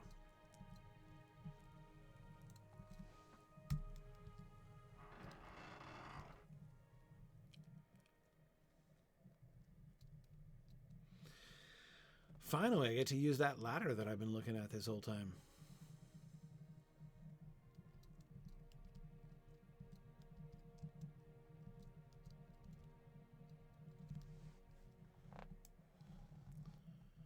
Okay, Kamat.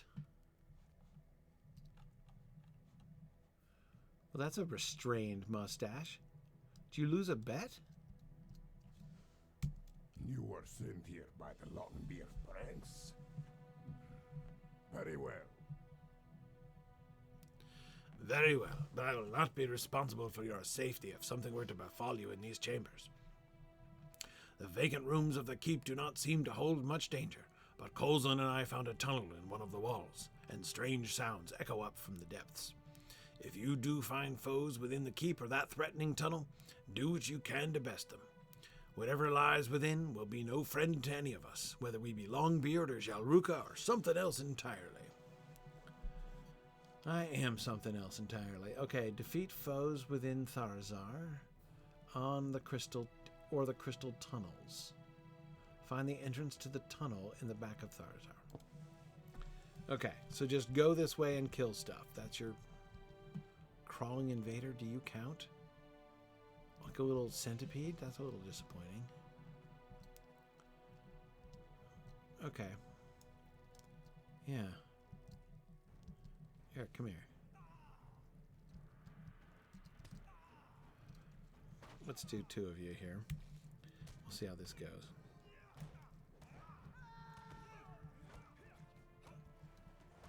Ooh. Okay.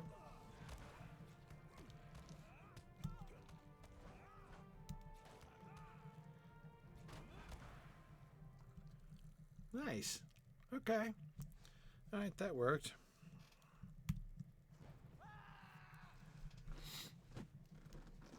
That was not too bad.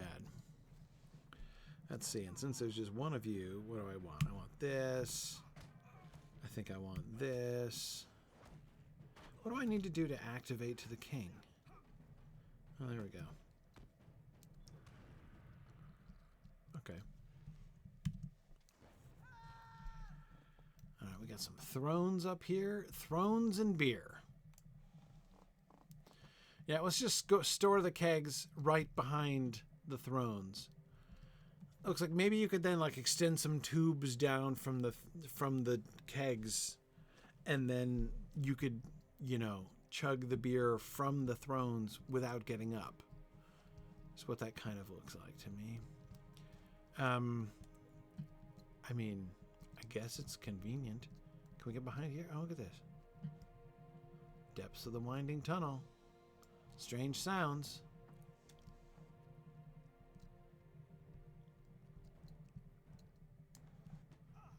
What? A bat? A crystal bat. Okay.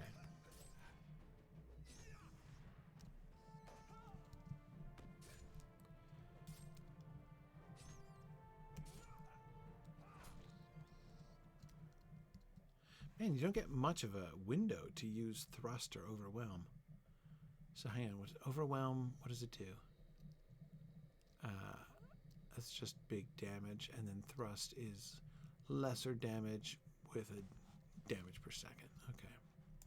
With a bleed. Okay.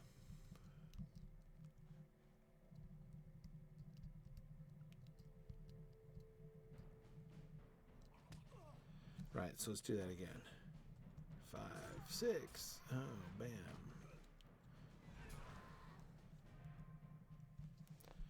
Okay.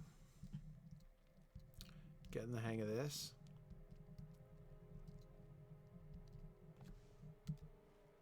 Oh, man. Big tunnels.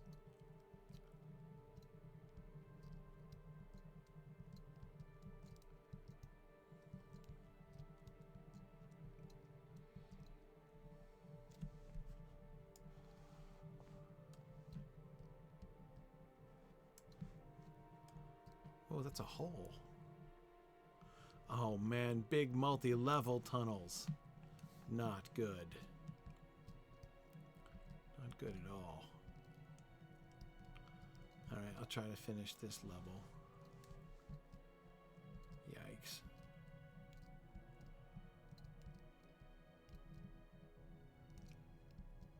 I can't even tell what's a turn-off and what's an irregularity. Oh, this is bad. This is very bad.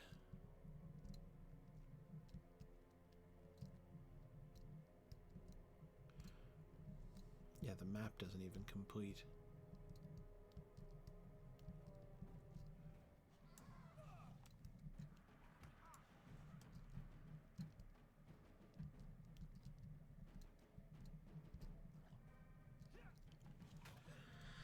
Okay.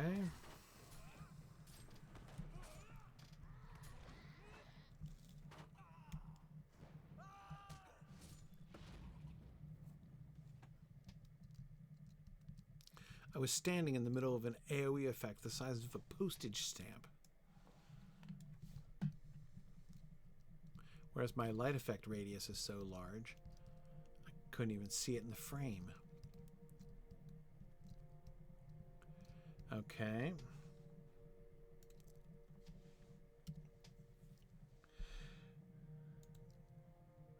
All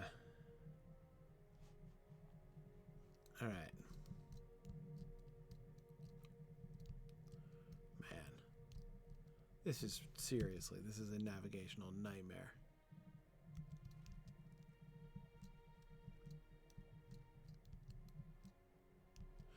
I'm going up and down slopes. Hey, I found something. Quite by accident. This is not the room I came from? This is the room I came from. Okay. I found something. The way I came from.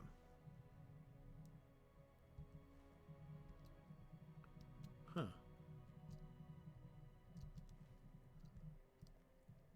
What? What? Never seen that before. Weird. Map error.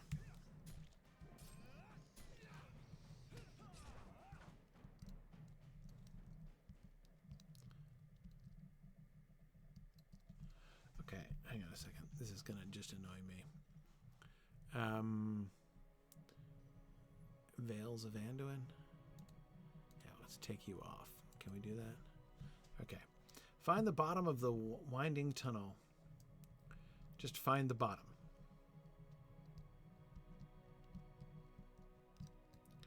Okay, so just go down until I can't go down no more, is what you're telling me. That's the way to navigate this. So I'm going to jump. There we go.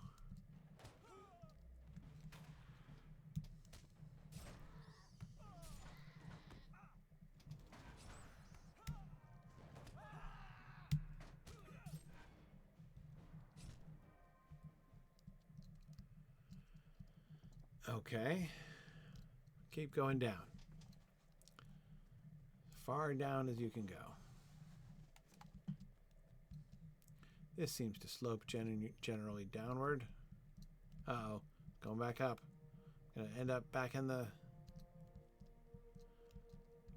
the kegs again. Alright. What on earth?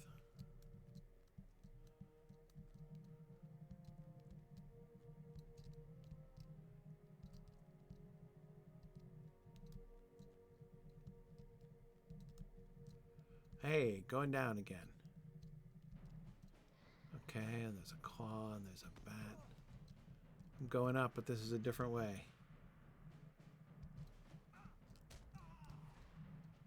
There's another bat. Oh, come on now. Knocked out by a bat.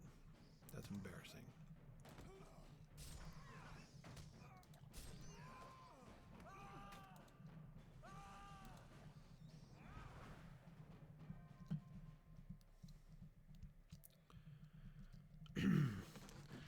Yeah, that light attack thing is kind of fun. Hey, hey! Hooray! What do you think, Kozun? I think this tunnel served as an escape tunnel for the dwarves of Scarhold. Kavat sent you? He did not wish to follow me down here, but I do not begrudge him that. His is the path of learning, and of books, whereas mine is that of the hammer and the axe. Coulson pierced through the cave mouth. Kavat may know more about this than I do, but I think this tunnel served as an escape tunnel for the dwarves of Scarhold. See how it exits among the mountains? I do not know whether ancient dwarves ever made use of it for this purpose, but it does not take much learning to see that an escape tunnel might cut both ways. Dwarves could use it to escape, true, but Karazgar could use it to invade, were he ever to find the entrance. We should collapse this cave mouth, Wigand. Lend me a hand with this. Yeah, Kendall, I agree. An escape route that you might, like, starve to death looking for the way out is really not awesome. Okay, we're going to break some support stones. That's it. One strike of my pick and blocked it goes. That's it. Return to Durin, huh? And you're not even going to give me the mercy of a mithril coin cheat route? Sigh. Okay.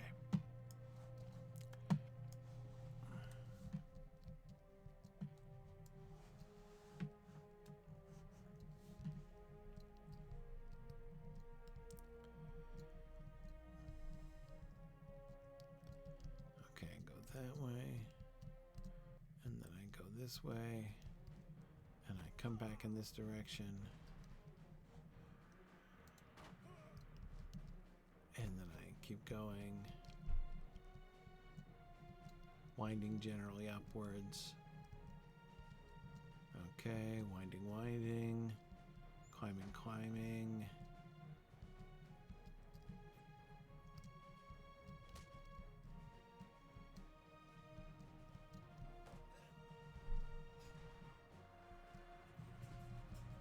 Still climbing. That's good. Must be good.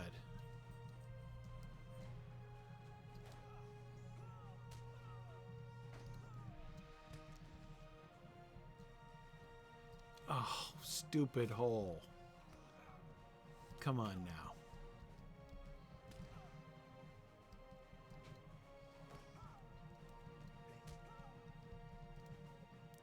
No, I don't want to go down. I want to go back up. I'll be on the look for that hole next time. Yeah, there is always the milestone, and then I would have to run up the stairs. Tell you what, I'm going to have one more go. And I'm going to be careful of the hole. Okay, it's not this way.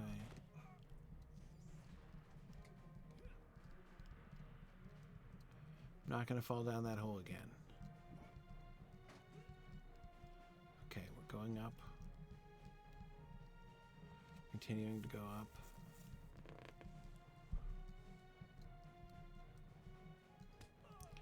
There's the hole. Go around it very carefully. And then as I recall, we go this way.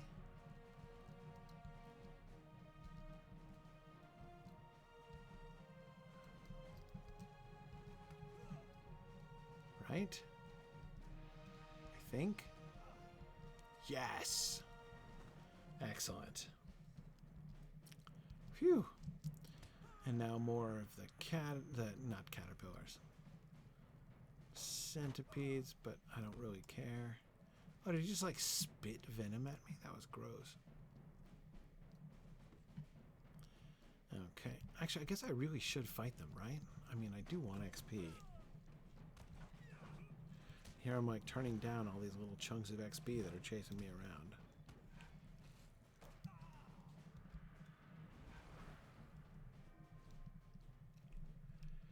Not much XP, admittedly, but, you know, a little bit of something.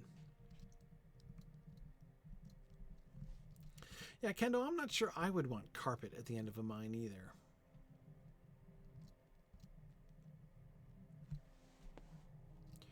Yeah, I know, those flickering crystals are giving me flashbacks.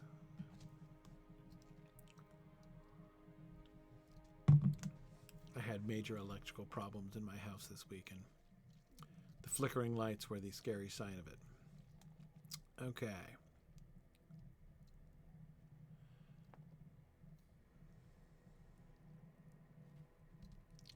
So we found and blocked up the tunnel. Gandalf? What?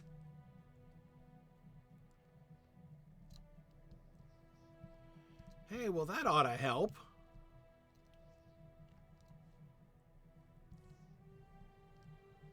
What is up, Gandalf?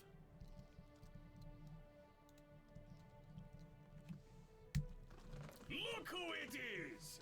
Are you acquainted with Gandalf the Wizard? I am, as it turns out.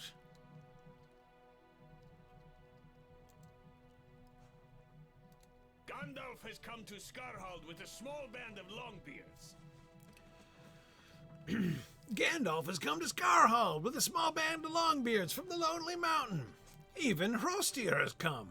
He's the personal guard of my father the king, and it is most unusual to see him so far from the royal seat. Why have they come here, you ask? They told me of the two purposes that brought them hither. First, to stand with us among the dangers of the arid Mithrin, no matter how fearsome. And second, to deliver this. Durin brandishes the weapon in his hand, and his voice is heavy with emotion. This is the red axe, passed down from ancient days and viewed by my grandsire Dan and wielded, that was it, by my grandsire Dan Ironfoot in many battles. When I came here against my father's command, I thought it would never be mine to wield, but Hrostyr says it is not so, and he relayed to me my father's words. Durin, I am told, he said, when you disobeyed my command on the edge of the Dale lands, I was moved to anger and spoke words I am shamed to remember. My counselors told me there was honor in your actions, but I did not see it. Durin, the message continued, when I consider the history of the Longbeards, I see that no one can choose the times that will test him. I sought to shield you from a dangerous world, my son, but that was a father's ambition, and not the way of a king. Wield this red axe on behalf of our people, and when you return to the Lonely Mountain on the other side of many victories, all shall know you are fit to be king unto the mountain after me. Go, my son, the red axe is yours. My heart swells to hear of my father's confidence, Wiggin. I will wield the red axe on behalf of both my own people and the Jelruka. Okay. What do you have to say, Gandalf? Yes, I am here. I have made some progress deciphering further pages in the Black Book and wish to share my discoveries with you. I deemed it wise to request a number of strong warriors to accompany me, and while King Thorin at first refused, in time he came around to my position. He needed a reminder of his people's history and of the great deeds his forebears accomplished when their resolve was tested. You ask if it was the wizard's idea that the red axe be sent to Durin. I am sure I do not know where you might have gotten that idea, Wigand. King Thorin is welcome to do as he likes. I merely suggested a number of beneficial outcomes that might be reached by such a course, and if the king under the mountain agreed with my proposals, certainly he has demonstrated wisdom befitting a king. But that is behind us, and we should turn to more pressing matters. What is this I have heard about an expedition to the Anvil of Winterstith? Yeah, I wonder about that too. Oh man, look at that. Come on now. I'm gonna go kill another worm. What am I, 20,000 away? Yikes. Come on now.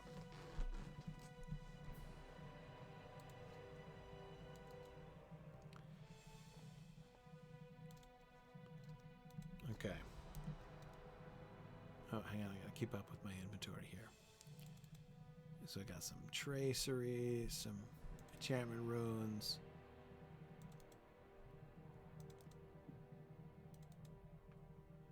Right, this is the one that I was wearing, right? Yeah. Okay. Dwarf made ballista. I'm not going to use that. Okay. Great. How am I doing for what do I got here? I got 11 rune plus 1s. Ooh, 11 rune plus 3s. And then still a whole pile of rune plus 2s. Okay. All right. Yeah, I think my XP boosters. Oh, yeah, no, it's not. Time for another. You're right, that one ran out. Okay.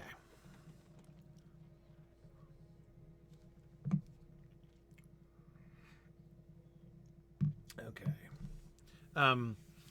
Hey, you know what we haven't done? We haven't done a drawing of any kind. Want to do a drawing? Let's do a Signum drawing. I've been so focused on story that I haven't even done a drawing yet. Let's do a drawing. Jules, could you set that up for us? Do a, what is it, a raffle? I'm forgetting the commands. Yeah, let's start a raffle. And we'll do a raffle for a Signum prize. This is what the prize will be. We're going to do a drawing for a free ticket to one of Signum's regional moots. There we go. Excellent. So yes, type in raffle and we will get that going. All right, come on, Gandalf. What do you have to say? A raiding party of dwarves sought to oppose Karisgard at the Anvil. So Gandalf's going to tell me the story. The Anvil of Winterstith has long been both blessing and curse to the dwarves that seek their fortunes in the arid Mithrin. It was a blessing for the years it remained sealed, trapping many dangers behind its frozen surface. But that was the case for most of its history, I say it was a curse for the periods when it thawed, setting loose those evils upon the mountains. I understand that a raiding party of dwarves recently sought to oppose the efforts of Karisgar, the Weeping Warrior, at the Anvil of Winterstith. Will you find some of these dwarves and hear their report?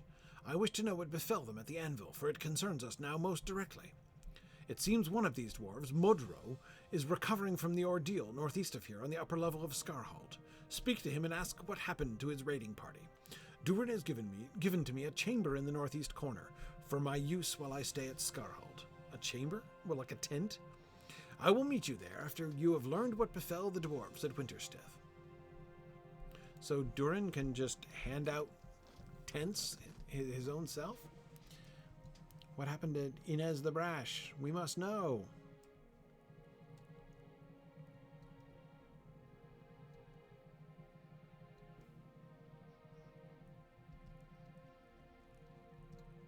Oh, there you are. Hey, I know you're like traumatized and stuff, but can you rehearse the whole story in intimate detail? You wish to hear about Warren's expedition to the Yes, Anvil? you can. The memory is painful. Okay. Would that you had asked someone else. The memory of it is painful, for though we achieved some success, many good friends gave their lives at that cursed place and will not return. 24 of us there were, armed with our finest weapons and our strongest armor. Our scouts spied Vethug Wintermind, flying north above the withered heath, making for the Anvil of Winterstith, and we knew Karazgar drove him thither. The drakes and worms of the Frost Horde seemed to sense some terrible presence behind the frozen surface. Did Karazgar seek to claim this power for himself? As we approached the great crack in the Anvil, Vethug flew overhead, stirring the frozen wind into madness all about us. Karazgar taunted us, but Longbeard, Jelruka, and Stout Axe alike laughed at him. Your empty words do not frighten us, we shouted at him. But it is not Karazgar we should have attended at that moment, Wicked. For as Vethug drew near to the crack in the Anvil, mighty drakes of the Frost Horde sensed the presence of their kin. They flew from the rent in the ice in terrible number, seeking to put an end to their foes of old. Little did they care for our lineage, and for the different families arrayed before them. No, they saw dwarves bedecked in plate and leather, dwarves wielding blade and axe, and that was enough. The fighting was fierce, and by the end of the melee the ice was speckled with blood, that of drake and dwarf alike, but only the warriors of our band remained alive. Yet we were not triumphant. Before we could so much as catch our breath, a great worm crawled from the crack in the ice. Isvitha the Gluttonous. Oh man, Isvitha the Gluttonous, she was called, ancient and hungry, and even as we shouted our war cries, she thanked us for bringing her dinner so near. But she had not accounted for the sharpness of our dinner knives, or our own appetite for battle. Okay, let's not continue extending this metaphor. That's my suggestion here. With the door warden Isvitha slain, the way into the Anvil was no longer barred. Karazgar took advantage and steered Vethug Wintermind into the gap. We had no choice but to follow. I am fatigued. Perhaps Dolek will continue the story of our expedition for you. He is southwest on the upper level. Okay. Dolek, huh?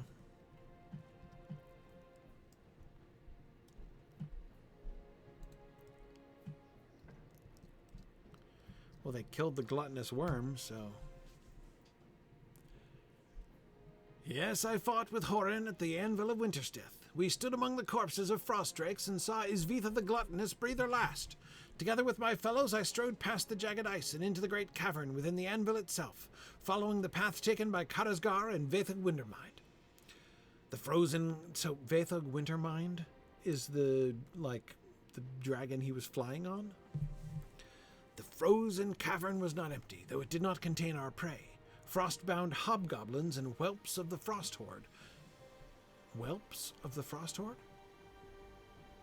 Whelps. Like dogs? Ice wolves? Stood against us, terrible foes, but of a sort I was unafraid to face. As the last of them fell, I brandished my axe and prepared for whatever evil dared show itself, knowing that I and my fellows were ready to defy it. I did not know what awaited us. Dolek looks at you with sadness in his eyes, his shoulders slumping at the memory of the frozen cavern. He grips his axe more tightly and resolves to finish his story. We moved forward into the smooth surface of the long frozen lake, and it was then that we saw them. They were arrayed on a ledge above us, ghostly figures of kings long dead. I swear I recognized some of their number, though many had been dead for hundreds of years or more. Aye, these were kings who vanished seeking the citadel, but instead of finding lost Thafar Gothal, they perished in the unforgiving north.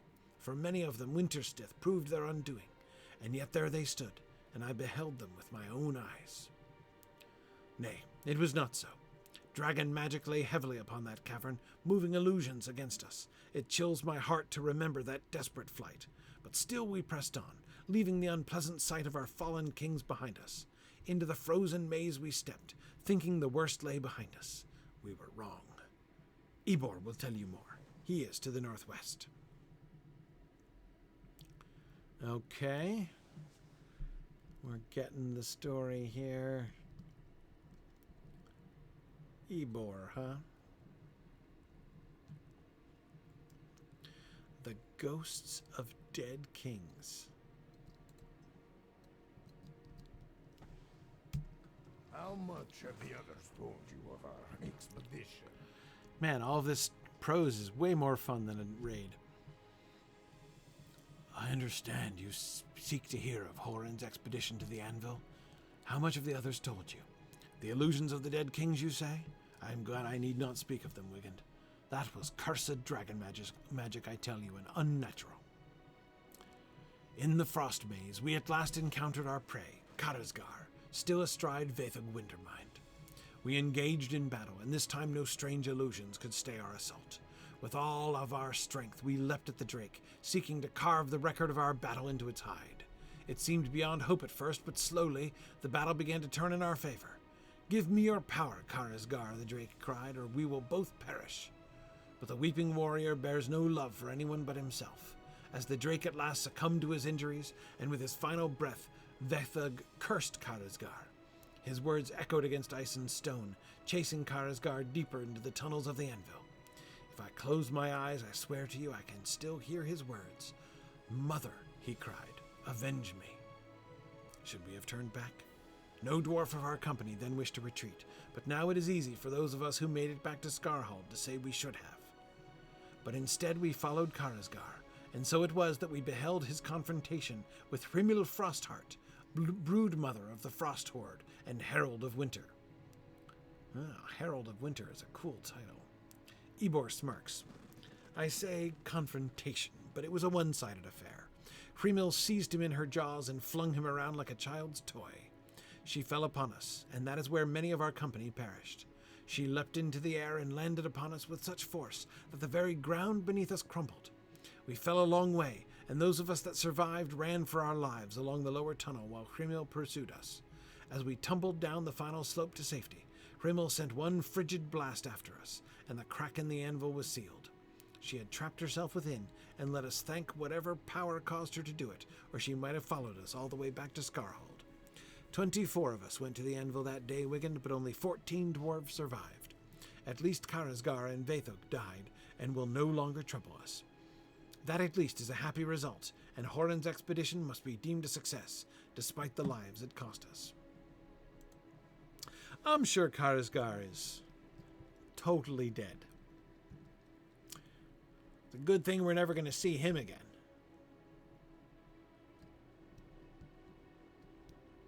Talk to Gandalf, but not here. Talk to Gandalf somewhere else.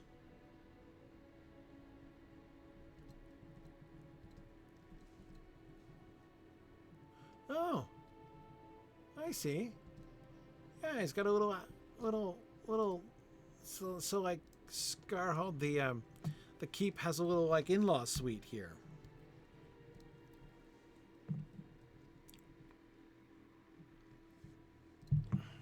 Yeah, that's cute, Gandalf.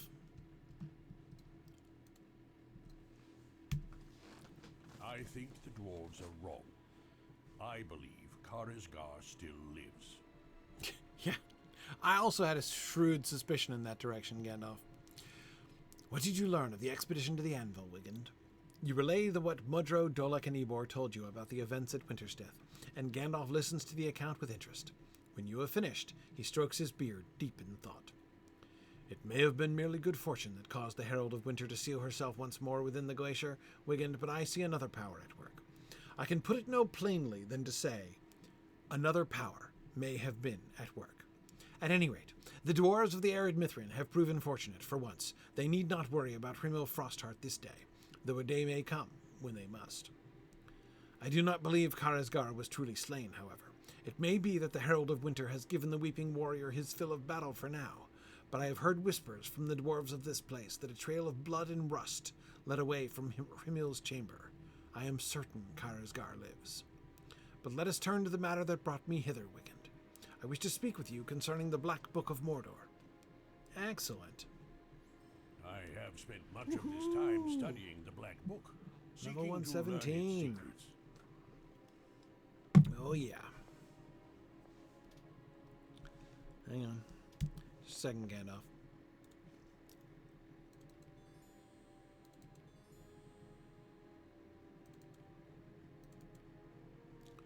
Oh, okay.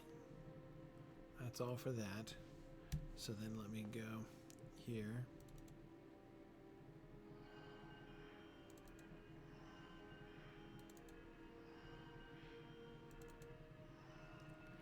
Okay. 9.6, not bad. We are now officially more than halfway through chapter 9. So in 2.5 hours, I've done one full chapter. Getting close to the end. Not close to the end. I still have, what? 4 more quests, including 2 instances.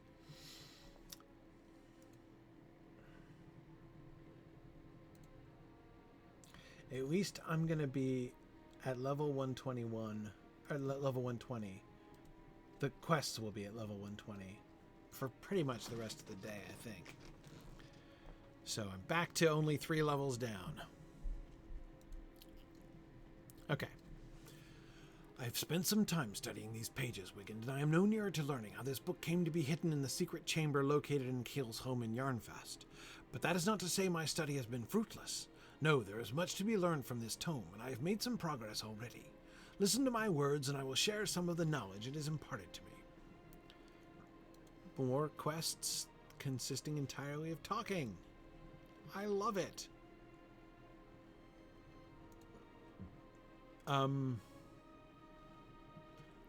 No. And,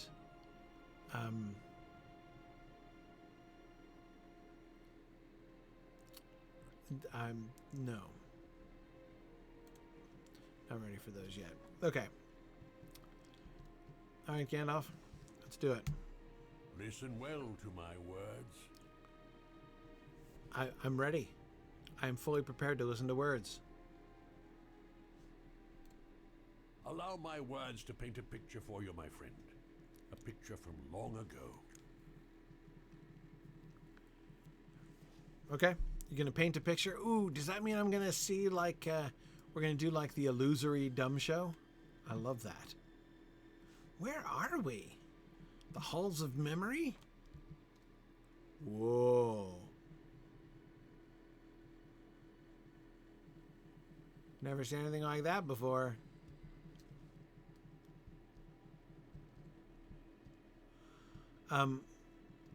Does anyone ever sweep around here, Gandalf? What's all this star, like, debris? It looks like there was a really, you know, looks like somebody's been holding, you know, raves in here and not cleaning up after themselves.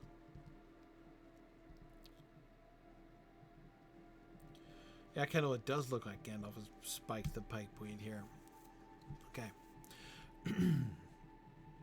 Much of the writing within the Black Book of Mordor remains a mystery to me, Wiggin, but I know enough of ancient Dwarvish to make a beginning. The tome was written by a dwarf named Voan, the thrice-great-grandfather of Heel Tailspinner. Like Heel himself, Voan was one of the Gelruka. He kept a home in Yarnfast more than 1,000 years ago, but the Black Book you found within the hidden chamber there is all that remains of his life. Voan himself appears in no other record that I have found. The writing of dwarves, or at least that of the Longbeards I have known, is generally straightforward and to the point. Not so that of the Gelruka. Indeed, while I have not had occasion to study many works of the dwarves of the East, Voan's writing on the Black Book seems more convoluted than others of his kind. He writes in multiple languages, using many different runic alphabets. Furthermore, some of these scrawlings are clearly written using a cipher, or I am not a wizard. There are curious gaps between some of these lines, and on some of these pages, Keel's cryptic ancestor may have written some of his account with hidden letters, Wiggin. But unless we learn their trick, they will remain invisible to us. That is a pity, but I warrant the visible writing will keep us busy enough. He writes often of the lost city of Thafar Gothal. It seems to have been a preoccupation of his. These are the halls of memory. I would name them Thomas Rened. To a dwarf such as Voen, they would be Zuldum or Ikel something or other. But these are not physical halls. The halls of memory are given shape by the words of Voen. Okay. The columns rise from his dreams as a dwarf, the walls from the bounds of his experience. Okay. But there are gaps in my knowledge. The halls of memory remain incomplete. Walls of fog, dense mist, these hinder our pursuit of knowledge. Only the words of Voen can banish these impediments. Okay. I waited for as long as I could. In the end, it was not so very long at all. It was a cold land, a hard land. Evil dwelt there.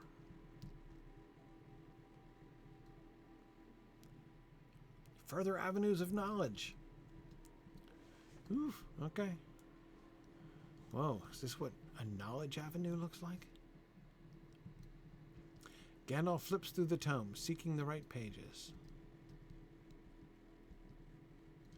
Oh, this is a full 3D interactive memory experience. Whoop, Gandalf again. It was to Mordor that Voen ventured, but when did he go and why? Voen writes of Mordor in many different pages of his tome, but I cannot tell if he speaks of one journey or several. The writing on these pages is confused, and many of the details are obscured. I cannot say when he adventured there or for what purpose. I believe when he reached the end of the book, he continued to write on the overleaf pages, seemingly at random. This makes a true accounting of the chronology difficult. And yet there are some conclusions to be made. This black-bound tome bears the mark of Sauron, and that is not a symbol commonly found beyond the borders of his land. Voen went to Mordor, and when he emerged from that land, he brought with him the Black Book. Okay, we're walking slowly. I cannot say for certain if he filled its pages while still in Mordor or after he left that place. Okay, we've got some ghost orcs here. Much else remains hidden from me.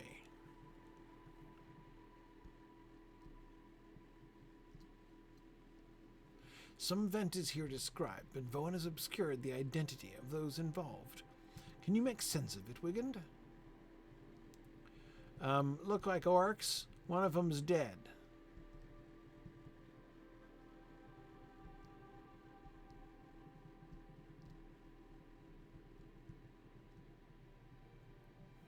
I'm supposed to consider them. Okay.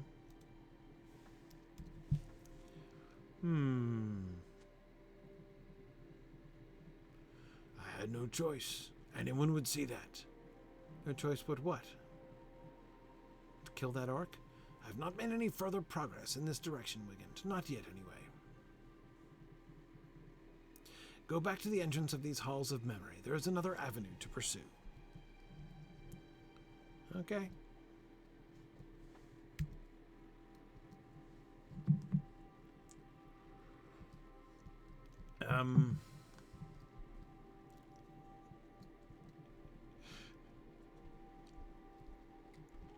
Yeah, JJ, I was wondering if when we build the Signum campus, we need to make him look like this. Which would I mean, pathways of knowledge that look vaguely like a ride in Epcot Center, you know, could work.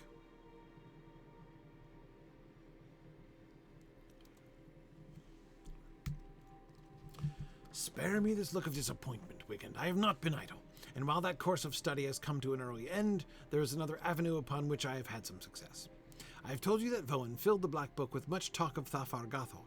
Indeed, it seems to have been an obsession of his. The reading was slow, and for a time I paid it little mind, for I could not see how it might relate to the rest of his writings. But I am a wizard, I am Gandalf, and Gandalf means me. I was seized with sudden inspiration, and knew there must be some element I missed, a kernel of useful information buried within his constant talk of Thafar Gathol. And so there was. Voen's desire to find Thafar Gathol is not unusual for his kind. But in this he is unusual. He speaks of seeking for Thafar Gathol in the company of a long-beard king. Okay. I do not know if Thrain is serious about this expedition. Sorry, I do not know if Thrain is... Thrain's journey? It matters not, as long as he supplies us with food and equipment. So Voen went with Thrain. Thafar Gathol awaits!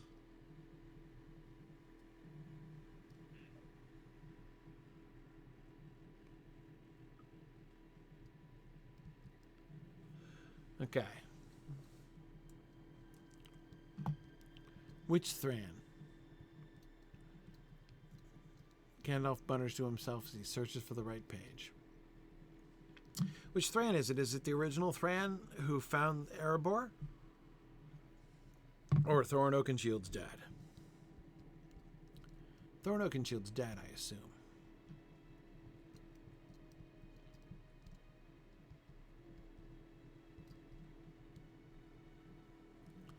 Voen adventured in the Grey Mountains in search of lost Thafar Gathol. Let's see, and these ghosts are... look human.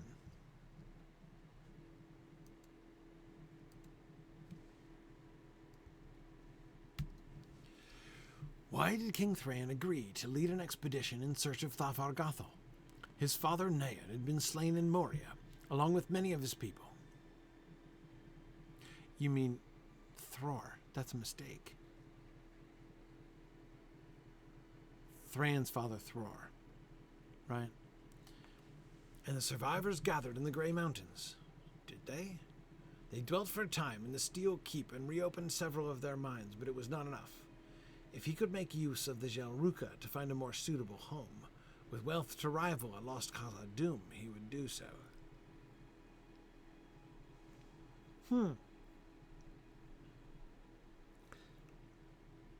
So this was Thran's... I wonder if they're going to make it part of... We know that Thrain was seeking to... No, wait, he had the stone. Not the stone, sorry. I mean the ring. The dwarf ring.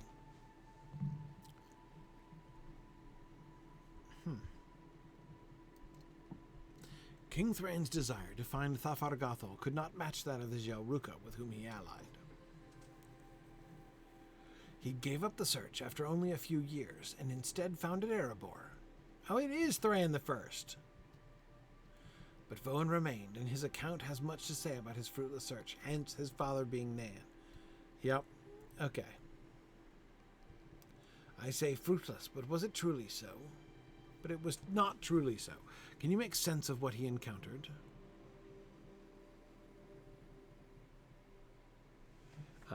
Check out the uncertain events again. Hold strangers. Who goes there and for what purpose? It is a dwarf. I am called Magaldir. My boon companions and I mean you no harm. It's an elf with boon companions.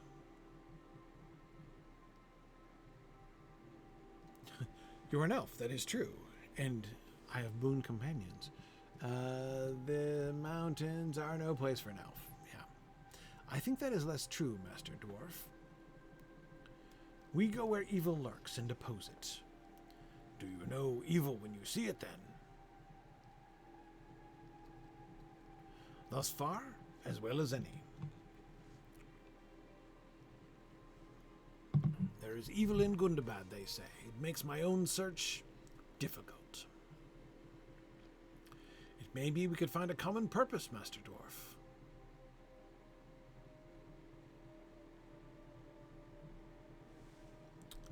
What do you think of that, Gandalf? Judging from how often Magaldir's name appears in the Black Book, Vowen had made a fast friend. What about his other 4? Oh, those are just boon companions, right? But who was this elf? Does he appear anywhere but within the pages of the Black Book? He does.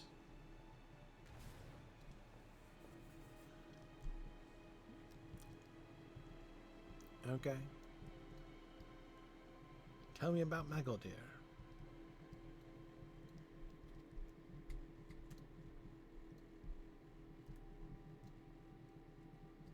Gandalf looks up from the Black Book of Mordor and strokes his beard.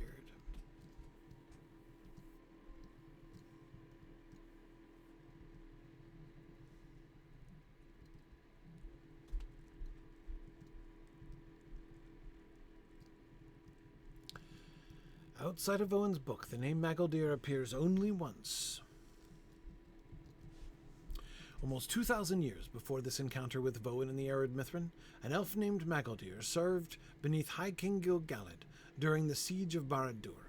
His name appears in a list of elves who maintained the fortifications of an encampment in Mordor called Echad in Anvil, but that is all. If he performed any heroic deeds on behalf of the Last Alliance, they are not recorded.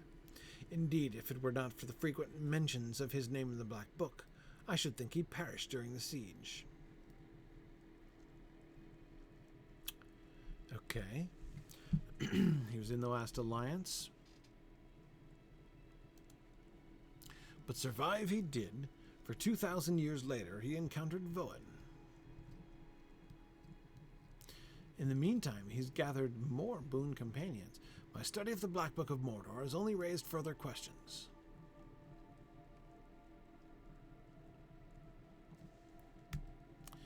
That is all I have learned so far. It will take some days to learn more, but I am confident Vowen and Magaldir will not keep their secrets from me for long. Okay. All right. It is clear that Kiel's thrice great-grandfather Vowen has much yet to tell us. Yes, much he'll have to tell us if we can solve the mystery he left behind. But I see we have a visitor. What do you want, newcomer? You have a message for Wiggin? Then deliver it. Are you not aware that a wizard's time is valuable?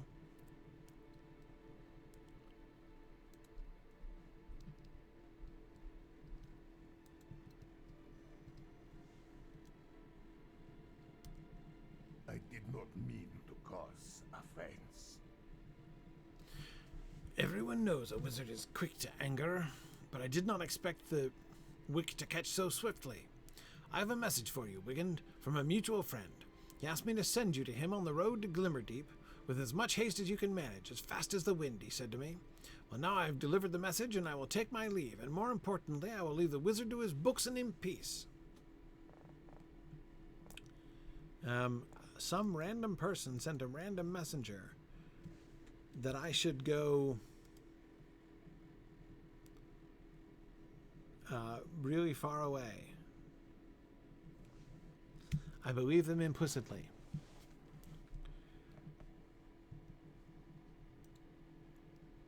Okay, let's close the raffle soon. So last chance to enter the raffle. We are raffling off a free ticket to one of Signum University's regional moots. Okay.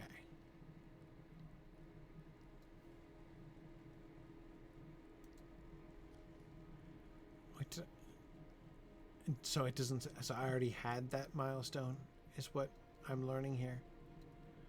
Oy.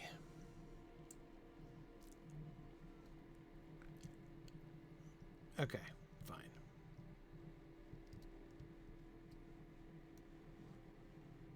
Whoa.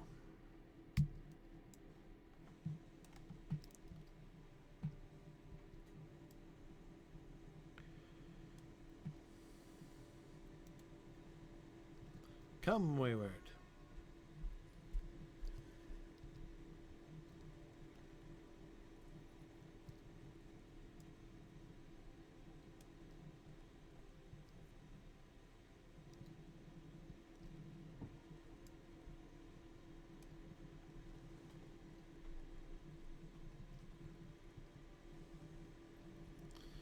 All right, so I'm going to, hang on a second, because that's the divergence of the path. Yes, it is. Thornholt, I'm going to bang a right and head up towards Glimmerdeep.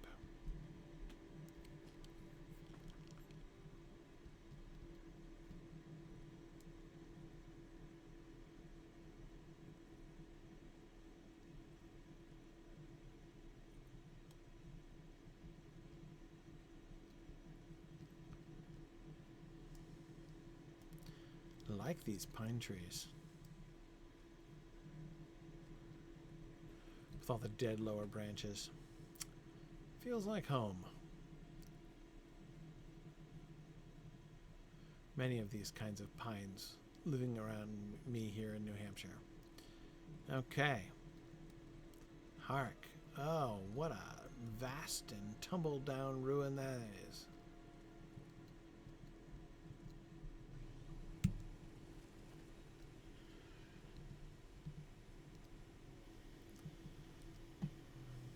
It's just a different part of Scarhold. Right. And I don't want to go into it again. Why did they build all this stuff and nothing indoors? Hey, ZS Gamer 1? All right. Congratulations, Zach. Excellent.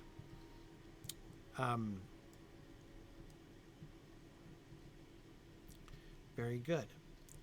So, by the way, I will stop in the middle of the stream. So if you win, so Zach in this case, send an email to info@signumu.org to mention that you won the drawing, and we will get you connected. You should look at our list of upcoming moots and see if there's one you would like to attend. Huh. We've got a Gundabad miner here. Alright. I guess I'll do this on foot.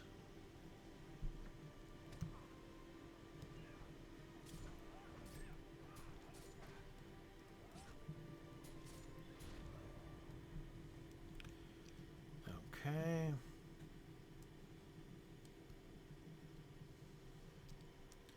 If I'm going to be meeting mobs along the way, might as well get a little bit more XP. I gotta remember I'm not going by Grifflet standards and trying to fight as few people as possible.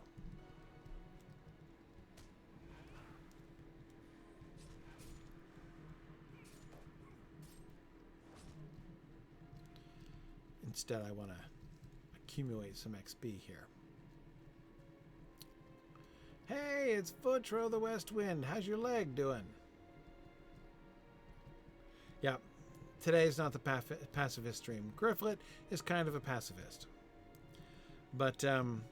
I mean, I don't think I'm going to do a genocide stream either, but...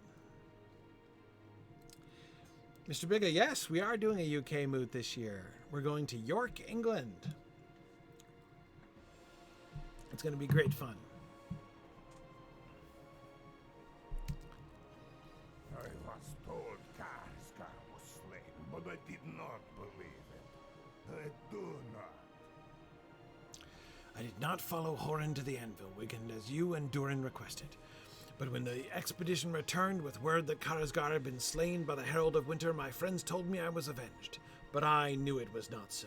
I knew in my bones that Karsgar still lived, but none of the scouts have seen any sign of him since the expedition returned. We know he is a master of stealth, Did he not prove his ability to move silently when he first ambushed me, cutting my leg with his cruel blade and robbing me of my fleetness? If he does not wish to be found, even the most alert of our scouts will not find him.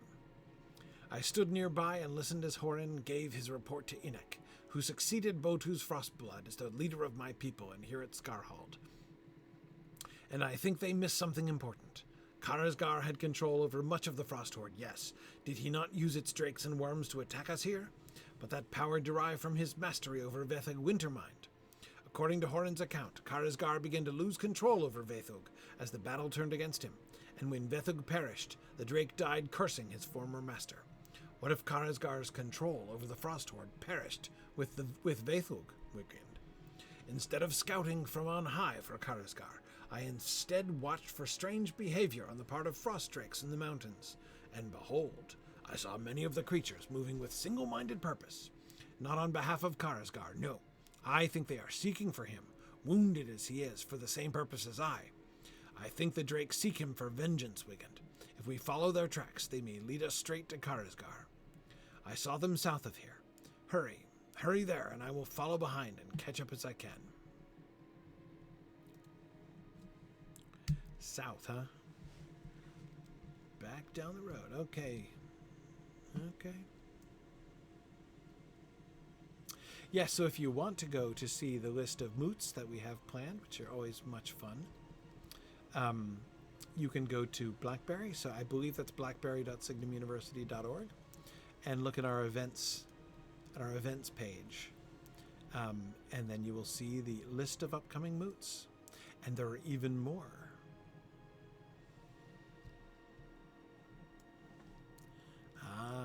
Up this trail, huh, Votro? The drakes have led us here. We should climb this path and see where it goes.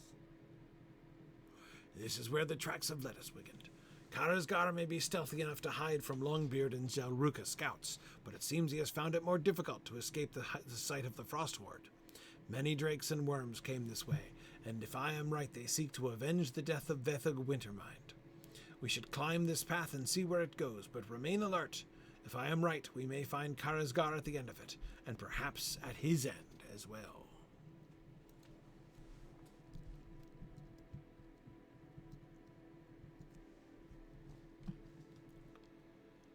All right.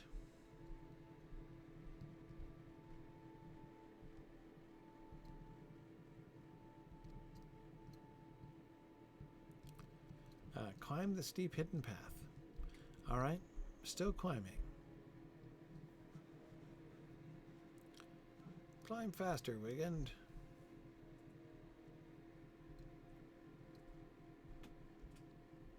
Climbing faster. It's funny, I run fast but jump slow.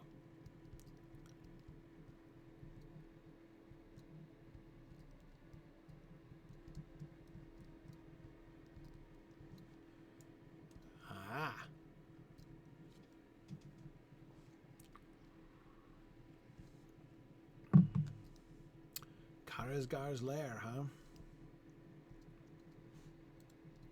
We're getting there.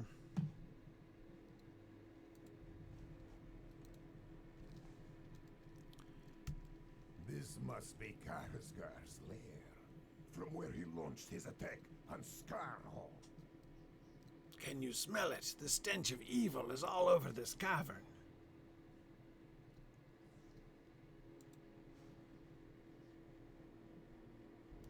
We need to learn what happened here. Go forward with caution, Wiggand, and I will follow behind. Worms of the Frost Horde or Karazgar himself may lie in wait for us further ahead. I think we have cornered the Weeping Warrior in his lair, and a cornered animal is made more dangerous. Remain alert for any threat, no matter what it might be.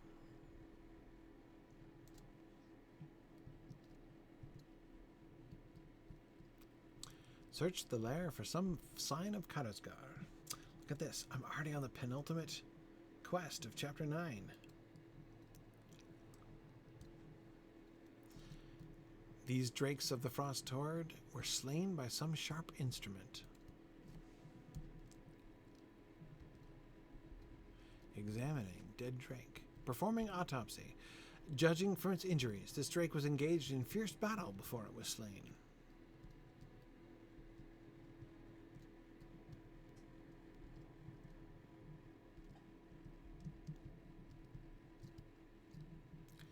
A rust pile, huh? Small piles of rust shine in the cavern light of pale light of the cavern.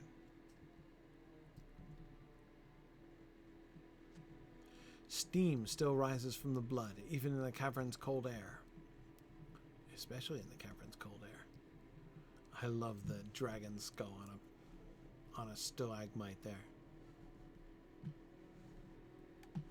It's like a giant Pez dispenser.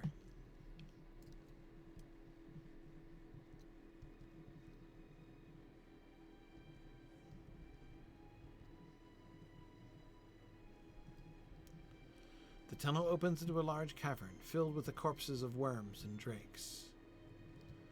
And some supplies, and a bedroll. It's Karazgar's home base. The drake corpse is warm to the touch. The creature has not been dead for long.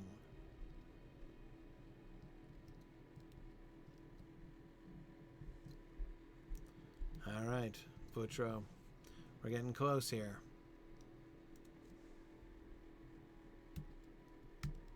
I don't understand. Where's Karazgar? It is clear from the butchery here that he engaged in battle with the Frost Horde that tracked him to his lair. But if he was the victor, as he seems to have been, then where has he gone? Where has Karazgar gone? I need to think.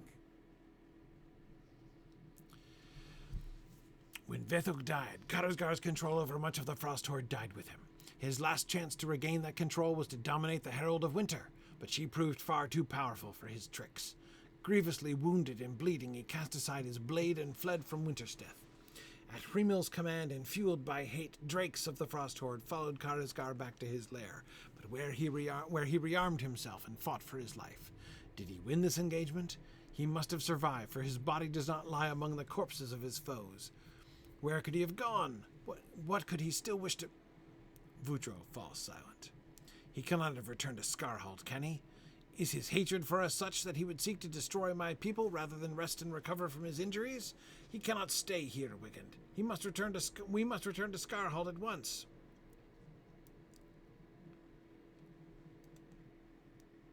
Oh, that was it once.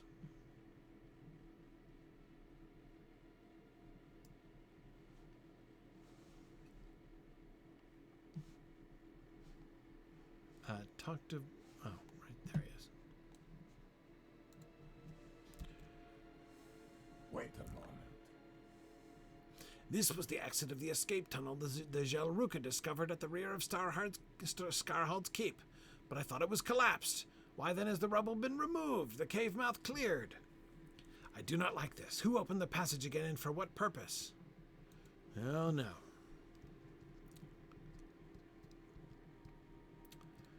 Okay. We're not in an instance right now, right? No, we just were ported. This must be Karazgar's doing. We have to hurry. Okay. And here's the final instance of Chapter 9.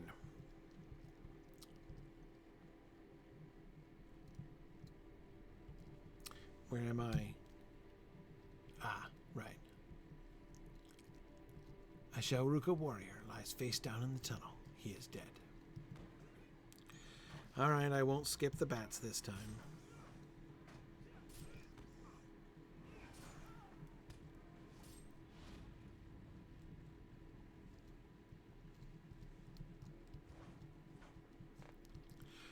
I'll stop fighting the bats after they're dead. Okay. So that means I had thought that we were going to...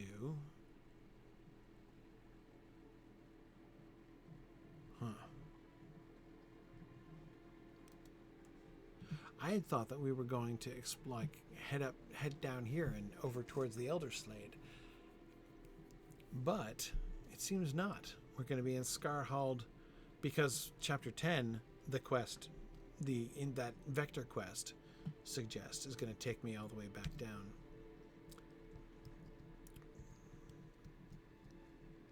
It was Karasgar, huh?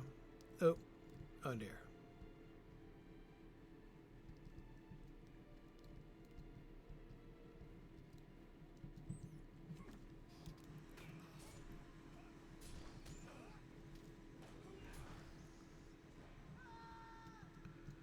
Oh man, really?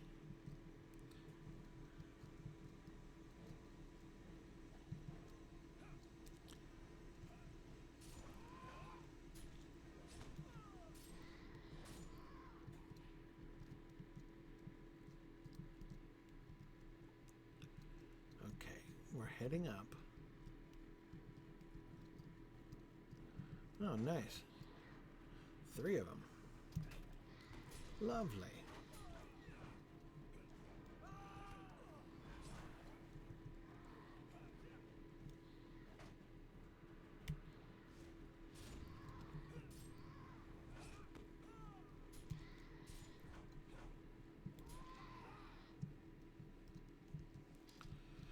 Okay.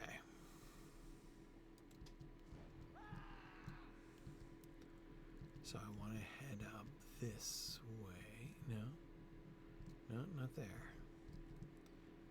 So I've got to wind through around here, which will take me up, and then I need to not fall in the hole.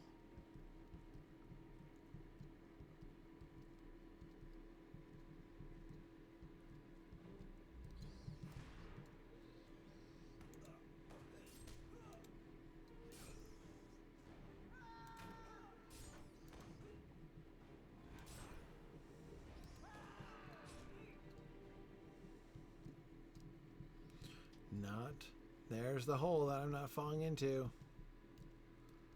Not falling in the hole. Alright, follow the trail of dead dwarf corpses.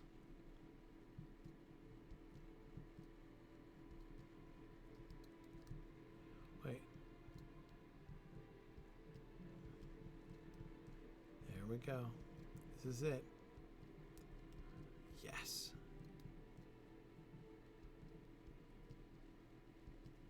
A pitched battle was fought in the throne room recently. Oh, who's there? It's Kamat. Oh no. Karasgar is wounded, but still, he overmatched us. He left the keep. Right, I can tell.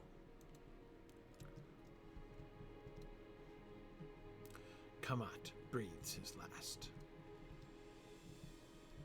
Karasgar did all this on his own.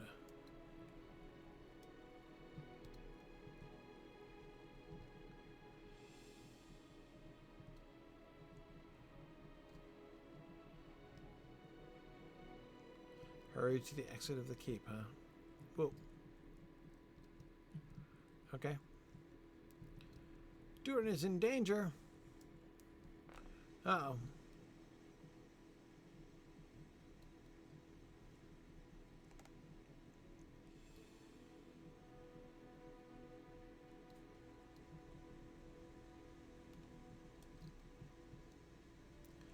No more Karasgar. Where's Gandalf? You do not have the means to stop me. You do not have the means to stop me, dwarf. Look around you. I do not need the Frost Horde to fulfill my promise. Oh, there's Gandalf. What's going on here? And Gandalf's like, who's bothering me? Gandalf! Go back inside, old man. My business here is with dwarves. Do not be fooled by appearances, Karasgar. And my business is with all of Middle-earth. I'm not afraid of wizards. Your body will bleed like any other. Your master is gone. Sauron I might have feared, but you are not Sauron. You are one servant of the Dark Lord, one servant only.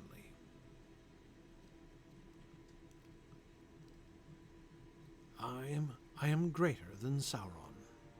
What weapons do you think to wield against me? That staff, that book. That book is from Mordor. Give it to me.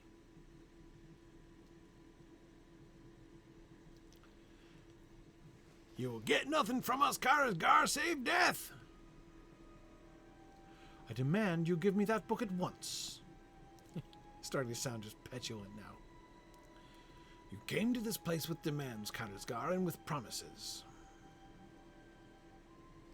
Well, I too made a promise. I promised to defend Middle-earth against Sauron and all his servants.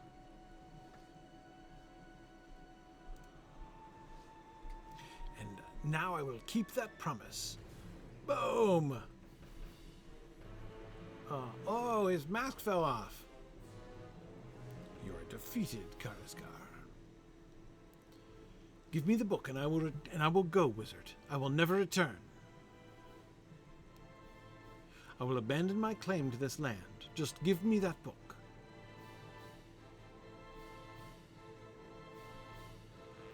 Longbeards, Jaluka, attack! Attack! He flees, but his mask remains. Touch it not, Durin. Wigan, to bring the mask of Karazgar to me. He got away from us, the coward.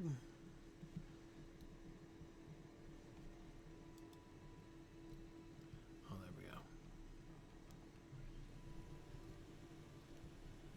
we go. Ooh, all bloodstained. Oh, that's a skeletal hand. I'm like, what is that other thing? The mask is cold to the touch.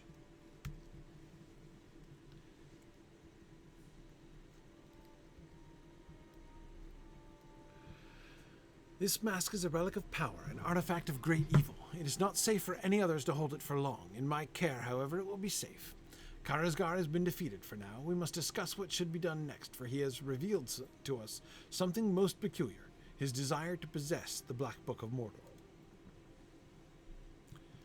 Okay.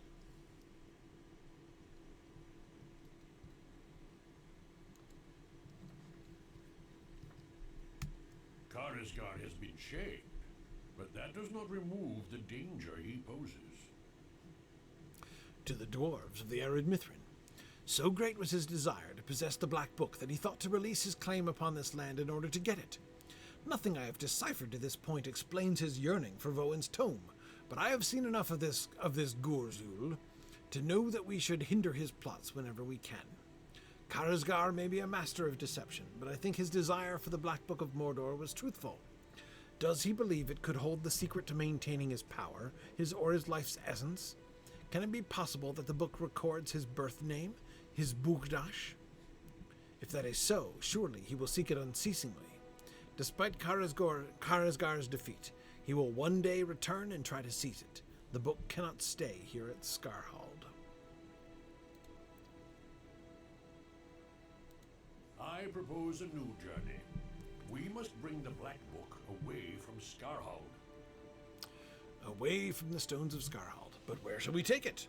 I suggest a place of both comfort and strength, perhaps a lodge warmed by a roaring hearth, and guarded by a family of stern temperament, but who deal kindly with their friends. Yes, I speak of Grim Bjorn and his folks, Wigand. The Bjorninghus will be well suited for my study of the Black Book, and we shall be assuredly very safe within its wooden walls. Grimbjorn will require some convincing before he allows us to stay, but like his father Bjorn before him, if we spark his curiosity, he will open his doors to us. The direct road south is not open to us, but that is no great hindrance. Let us return to Erin Lasgalan on our way to the Bjorning lands, for I wish to consult with Thranduil of the Wood about several small matters. If he has not already done so, we should ask him to open the forest gate once again. You should bid farewell to Durin before we leave for Felagoth, and Wigand, tell the young prince to ignore the voice in his heart that compels him to seek Thafar Gothol. That place is lost, if ever it existed at all, and he should put it from his mind. It is not for him. All right, there we go. Now I'm gonna, no, not that. Now I'm going to, there we go. Get that Veils of Anduin quest out. Look at that, I'm almost level 18. Yeah, this is a good pausing spot. That's just what I was thinking too. You should bid farewell to Durin before we leave for Feligoth.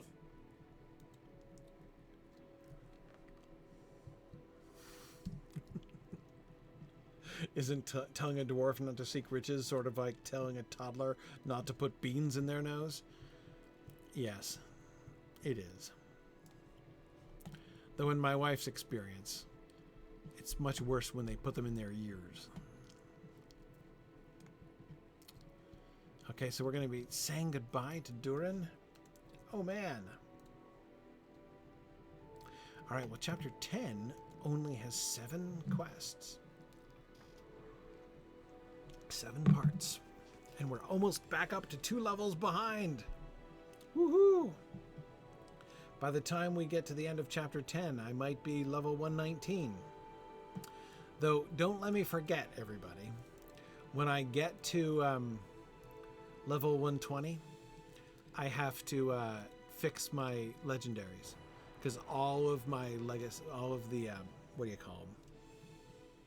Traceries on my legendaries are all set to expire at level 120, so.